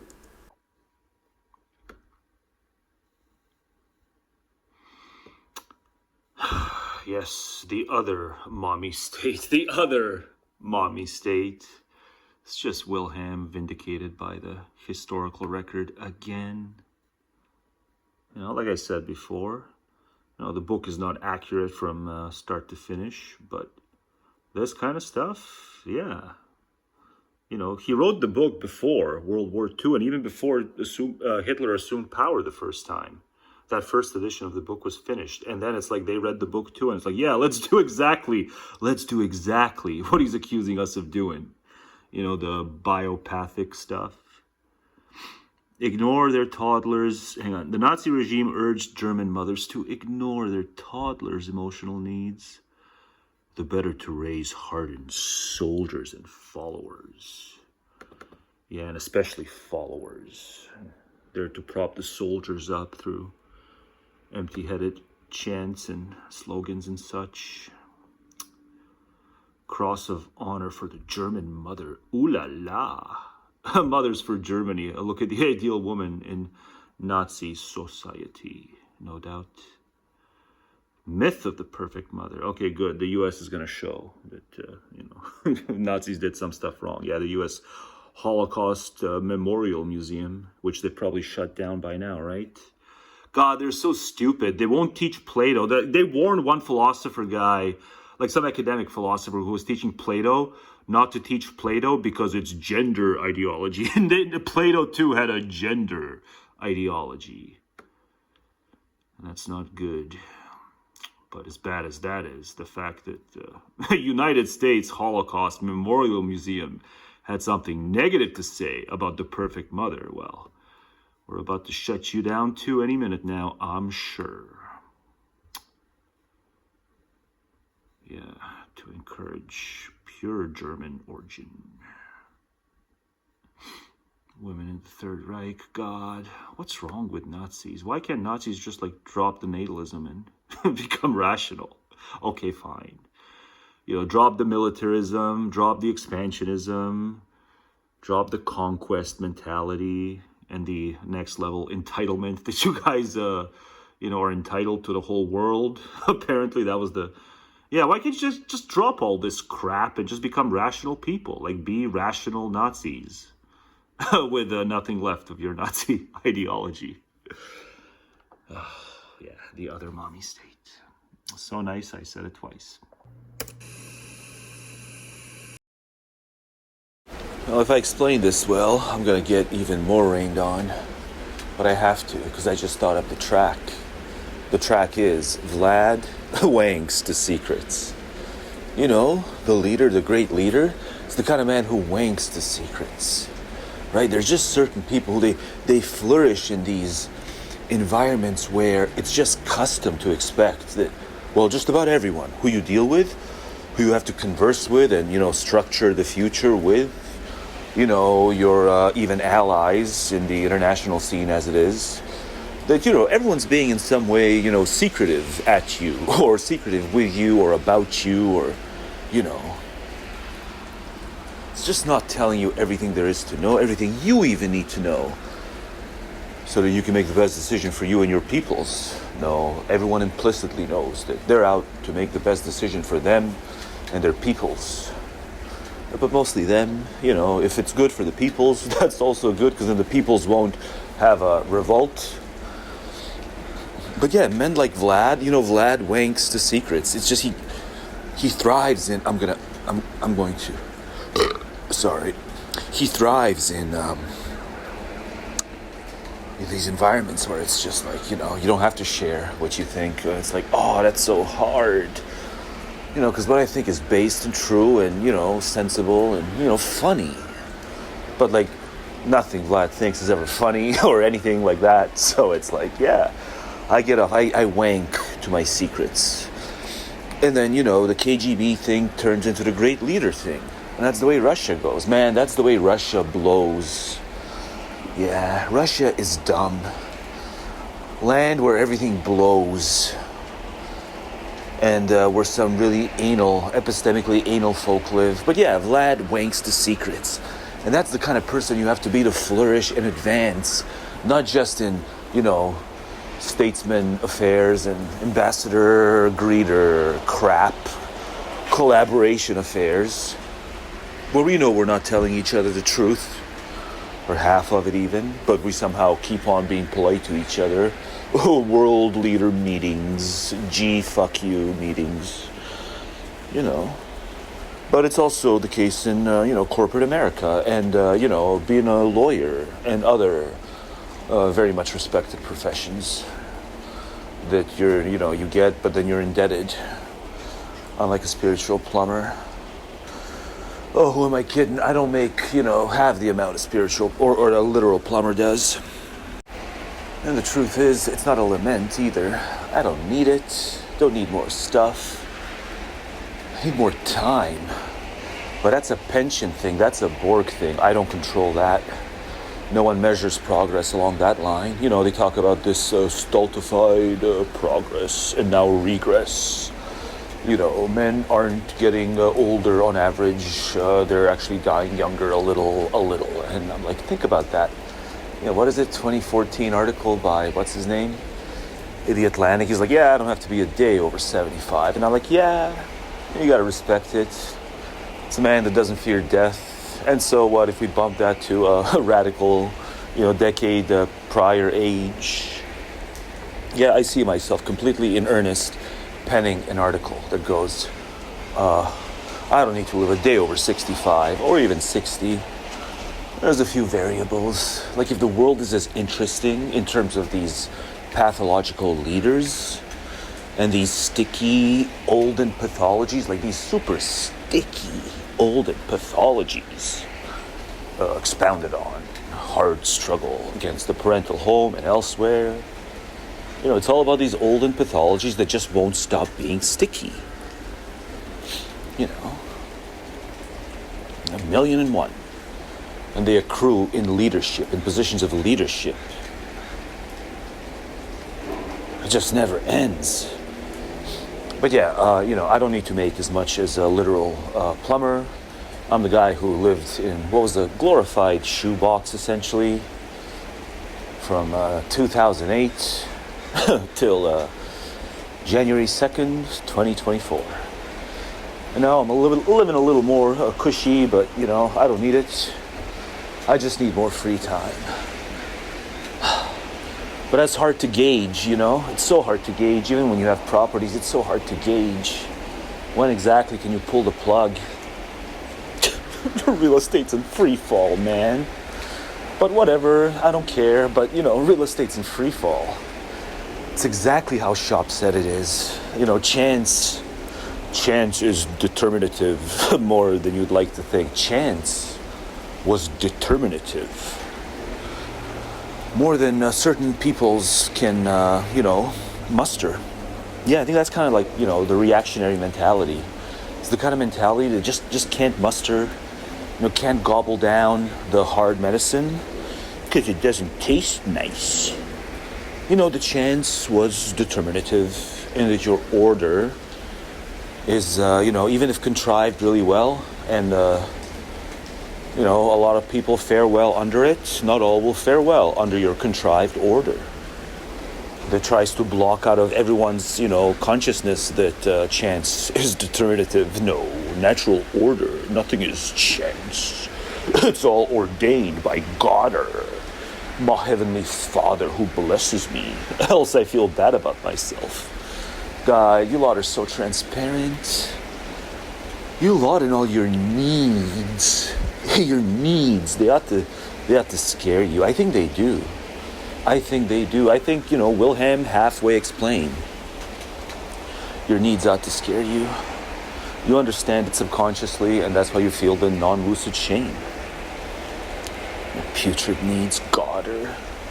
No, it's chance is determinative in life.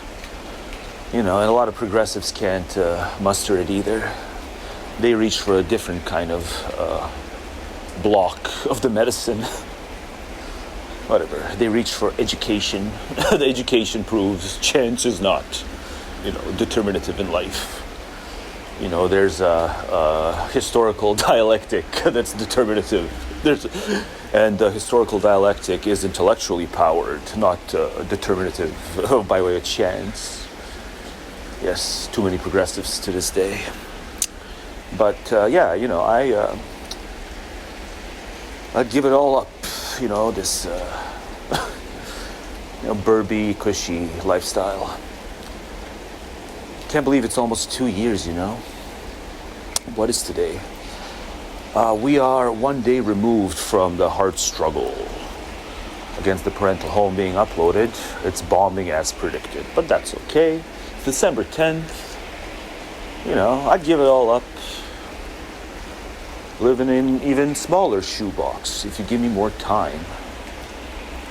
To fine-tune the craft and, ambush yet more victims. In order to obtain power, one has to fill the millions with illusions.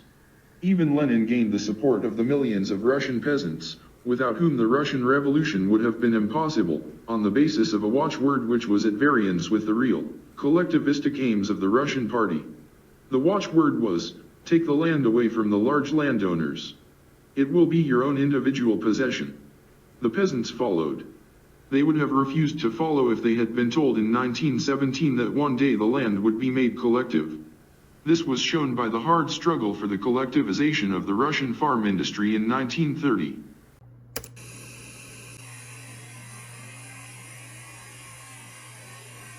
Let us assume that the formal democracies win this war but overlook or underestimate the biological miscalculation in the struggle for freedom, the biological rigidity of the mass individual.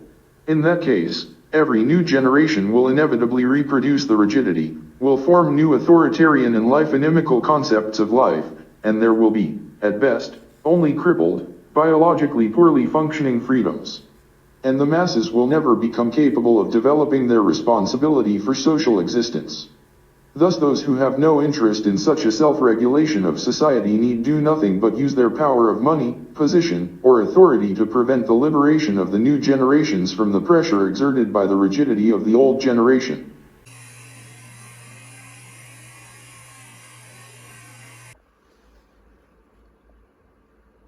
Redacted. Redacted during the export. I can't make it redacted during the export. Export just started. It's a long export. Why is it so long?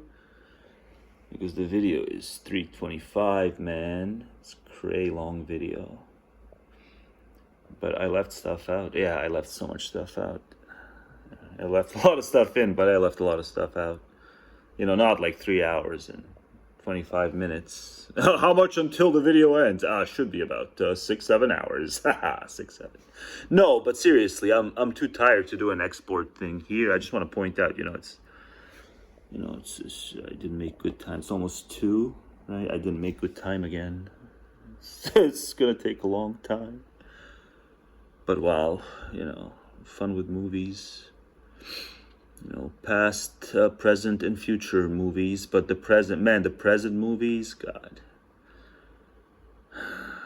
Can't have fun with present day movies like you can with the past ones because of the stupid copyright hawks. It really does piss me off. Yeah, that was before. God, I can't start distracting myself. Yeah, I don't have the energy to do an export. I really don't. An export segment. Not with problems with segs. No. I'm too tired after everything I did here. I'm too tired to do an export segment. But that wasn't the case with some past videos, as what's coming up next will display.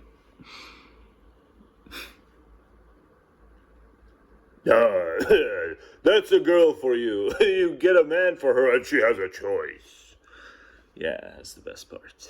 Yeah. And he loved it too. That's the thing, it kind of shows that the kid knew since like the day he was born, the kid knew he had no chance against Pa. And so the kid just has his request ignored. And Pa laughs at him. And the kid just rolls with it. The kid wanted women help. And Pa doesn't even answer him. But kid knows it's like, he's cool with it. The kid's cool with it. Yeah. Move your wedding ring for money. But anyway, yeah, so no long export segment here at least, but that wasn't the case with previous videos. A hard struggle and such. Slipping into the machinery.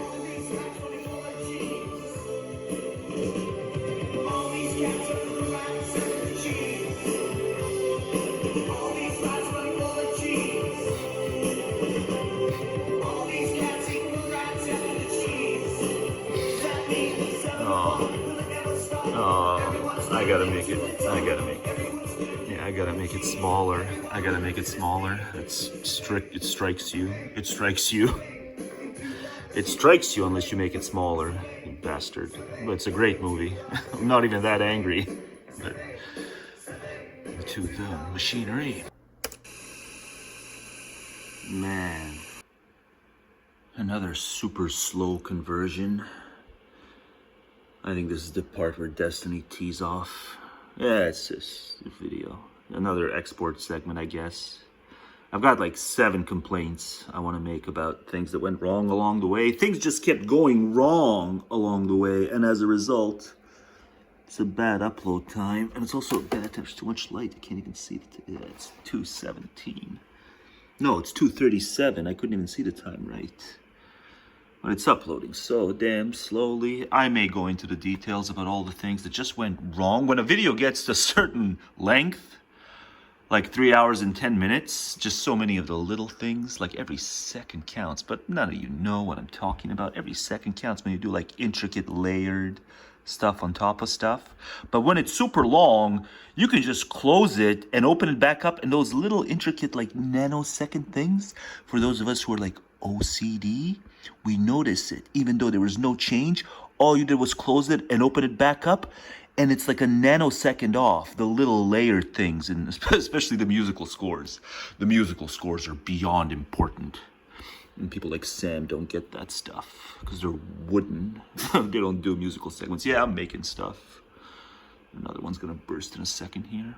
But anyway, I've got a lot more to do. But yeah, it's gonna be super slow, and then I gotta do the thumb, and then I gotta do the timeline. Oh wait, no, I don't. I don't gotta do the timeline, right, Hill Dog? Yeah, Hill Dog. Hill Dog in this video. You should watch this video because at the end, I do an Obama impression, I do a Hillary impression, I do impressions along with my musical scores. And it's, it's about kind of me pretending that they know that incest is as bad as it is for explaining the current, situation.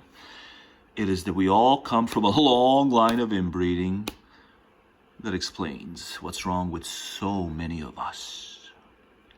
And even the cool guy who gets the issue, still doesn't call the Democrats losers and suckers. Because what did he say they would do in January? They would,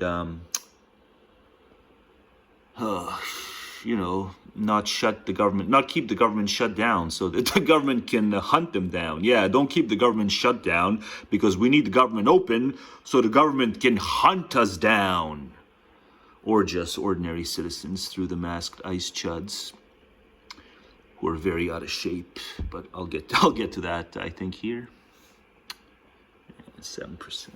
6.7. Yeah, it's 6.7.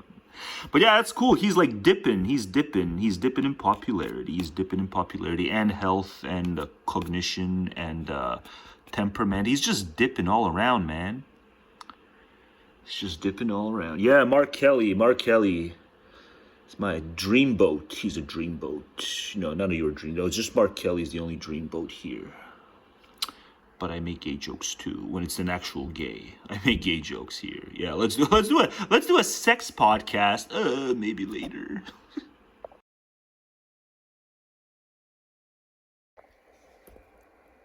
Yeah, it's the 9th. I passed out as it was converting again. That's like the second time that's happened. But maybe it's for the best. It would have gone up at like 8 p.m. the way it was going. The hard struggle. Yeah, super long video. But what is this? Test your titles and thumbnails. Use test results to learn what resonates most with your viewers. How adorable. How adorable. YouTube thinks it's about the viewers, even though in its own name it says it's about me, right? But it signals that it's not really about me, right? I have to do what resonates with the world. No, the world needs its ass kicked. Manifold ways. But there was another stupid thing. This is stupid enough. Like just assuming that I'm gonna do what resonates, even if I had, diehard viewers / appreciators. I wouldn't do what. No, because then I wouldn't have. Those types of people probably wouldn't respect me if they could respect what I was doing already. They wouldn't respect me if I just started pandering to what resonates with them. So stupid. What is this? Yeah, A/B test. A/B test. So they give you options to test thumbnails and titles. And then, it's all this new kind of ways to please the world. I'm like, no, the world needs its ass kicked like never before. The world doesn't need to be pleased. It doesn't matter how many viewers I bleed. I'm sticking to my guns. By the way, what is this? Yeah, it's just so stupid. Compare. I'm dead tired after working on a 3+ hour video. Anyway, who's got time to compare? What is it? Is it done? I wonder what happens if one day I just click on this. I wonder if it's the video is gonna bomb that much more. No, and even if people, not always, but if 99.999% of the time someone told me they want paid promotion, I would say no. But I think there's a couple of people in the world that I would let promote, pay me to promote me, or what is it? Is that the thing, right? You're paid and you're promoted? That can't be it. Oh, right, product placement. Okay, yeah, so they would pay you and promote you if they can place their products. It would have to be one hell of a product. It would have to be that Orgon machine. What is it? Orgon energy machine that Wilhelm Reich said works, but, didn't. Just like he said, he can cure cancer and shit, but it didn't happen. But then it didn't seem to have much kind of, acknowledgement of it. But yeah, okay, if you can place an actual Orgon machine that works and does the thing right, as a product placement for my videos, then and only then would I let you sponsor this channel and pay me. But it would have to be temporary too.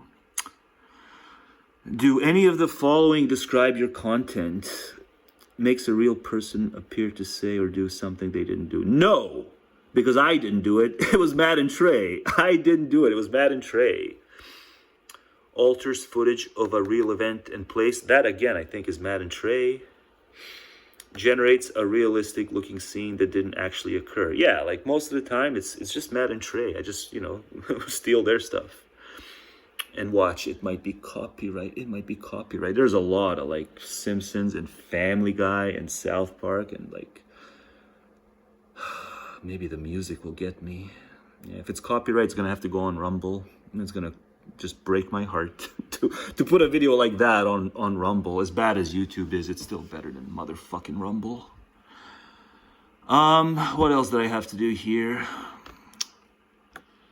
But yeah, like maybe if I like say yes, it does alter it. Like, I don't know, maybe AI will like it and AI will put me in the algorithm, because AI will like realize like, oh yeah, you make use of me, so I'll make you algorithmically friendly if you make use of me. Yeah. Or like the video will get like literally less than 12 views. But hey, maybe that'll happen anyway soon enough, right? But I won't change anything.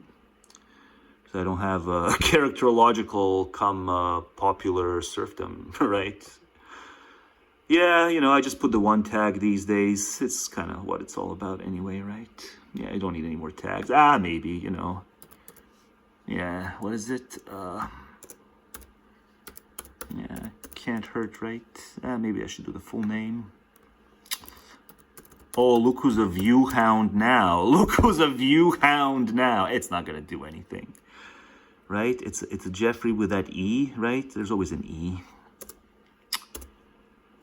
But I think that's enough. Yeah, I used to do like, you know, like hundreds of tags when I cared more. When I tried. No, I do the mixing. What are you talking about? Allow? I do the mixing, you stupid fucks. I do the mixing.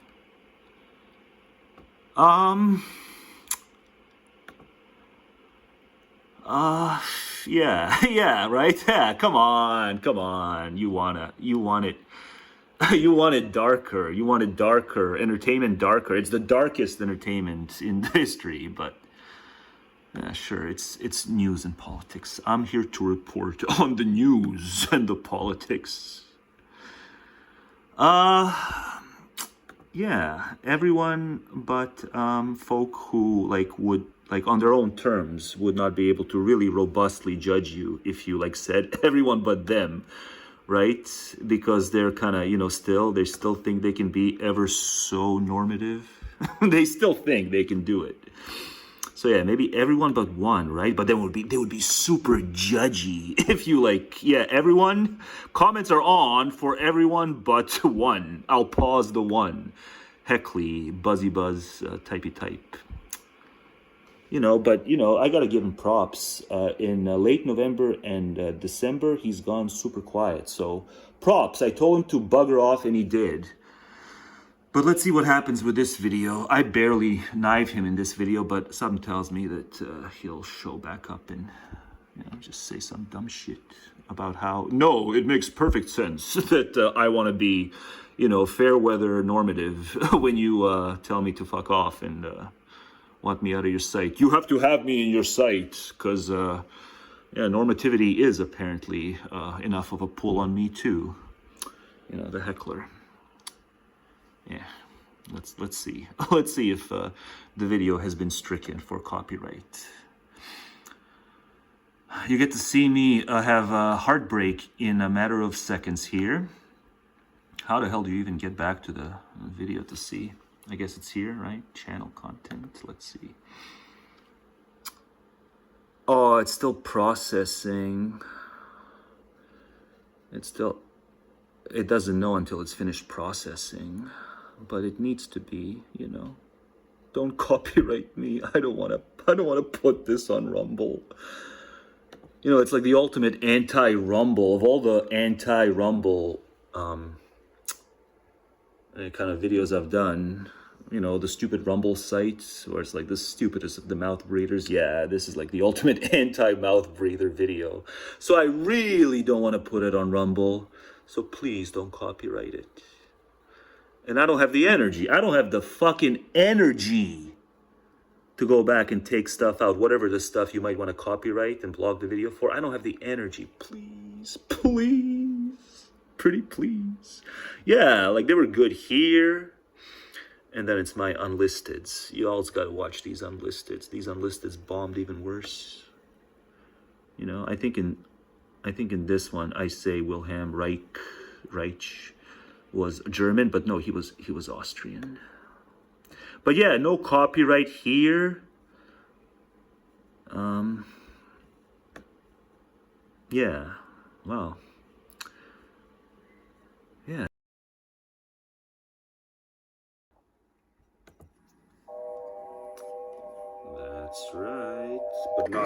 not here, though. But it's just in self-defense. My God. Don't let the pain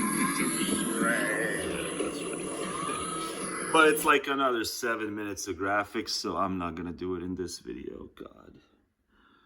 Don't have the energy or the time to do an additional 7 minutes of graphics. I can go easy on the graphics when it's just, you know, like Wilhelm or something, but I can't go easy on the graphics when it's the tunes.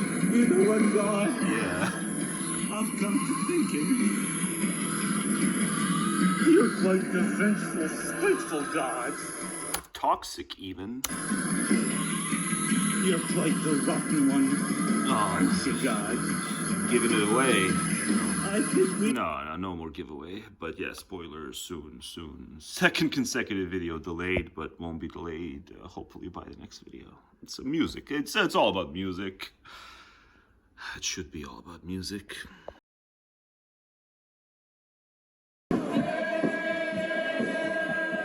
Christy, no!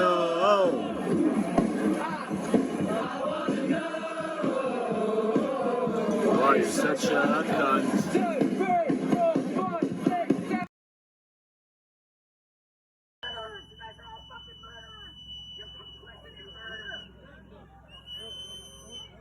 Yeah, he's gotta go get a medical care and shoot him in the fucking face, loser! Not disgrace your country!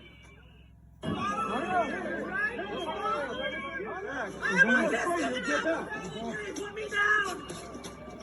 I was just trying to get to the doctor and there's my fucking stick! It takes me a second to understand! Step back!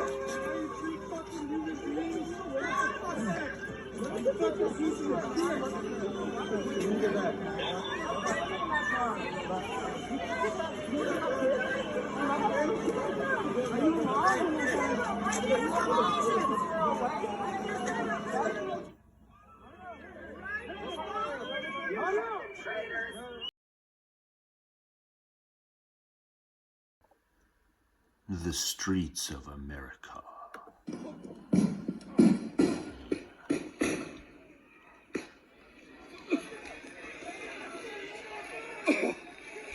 Oh, I got hit in the head really bad.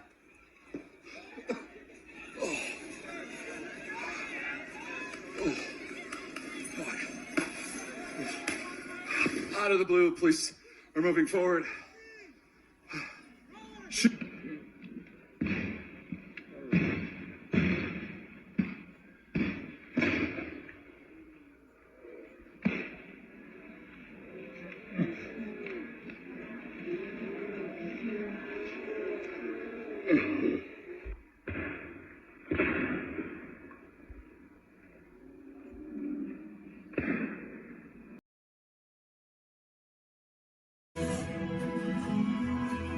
I'm Donald J. Trump, and I endorse this message.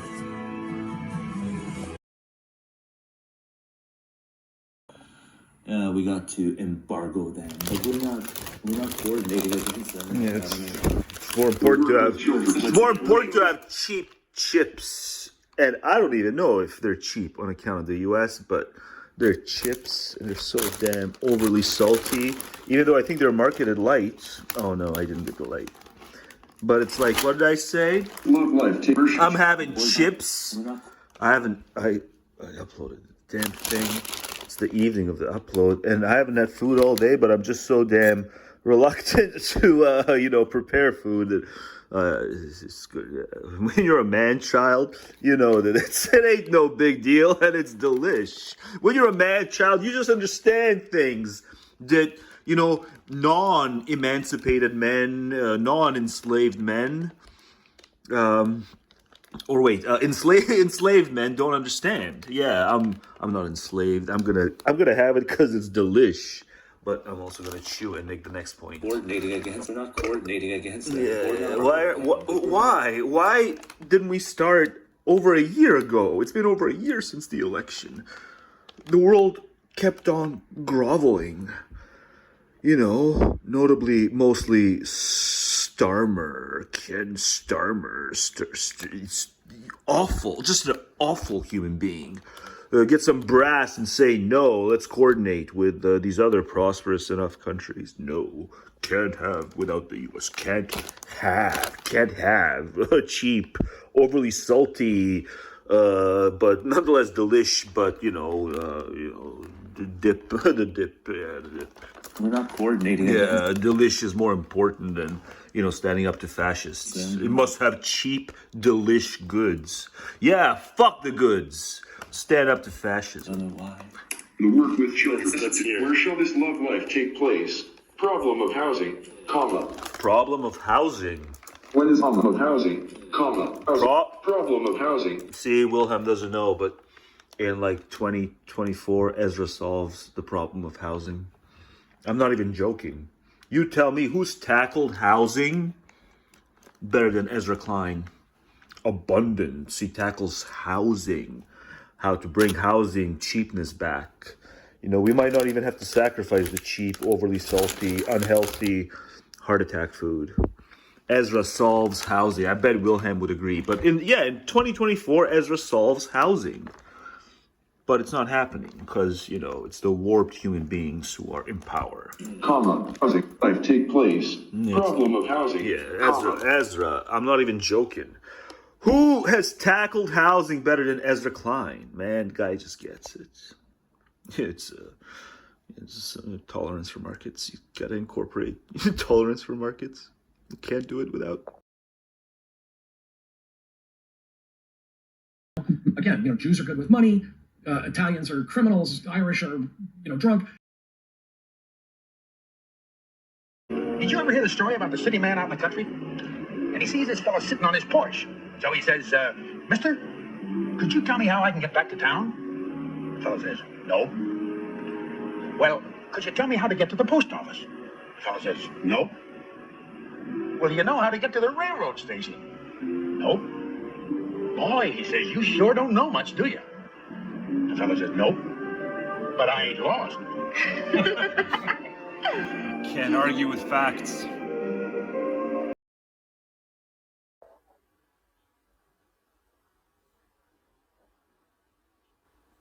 It already can be. You don't have to wait for everyone else. It already can be. No, we gotta bump that down a day or two.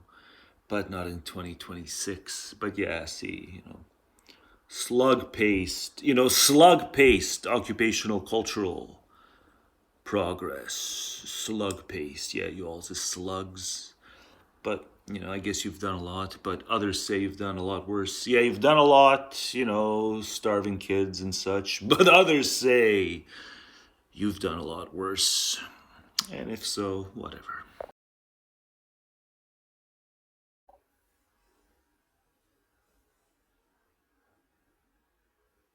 But then again, maybe I'll be begging to have an income by year's end. Maybe I'll be begging.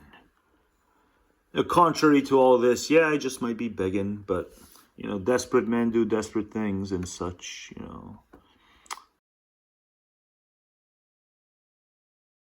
Diogenes is said to have put an end to himself by refusing to breathe. What a victory over the will to live.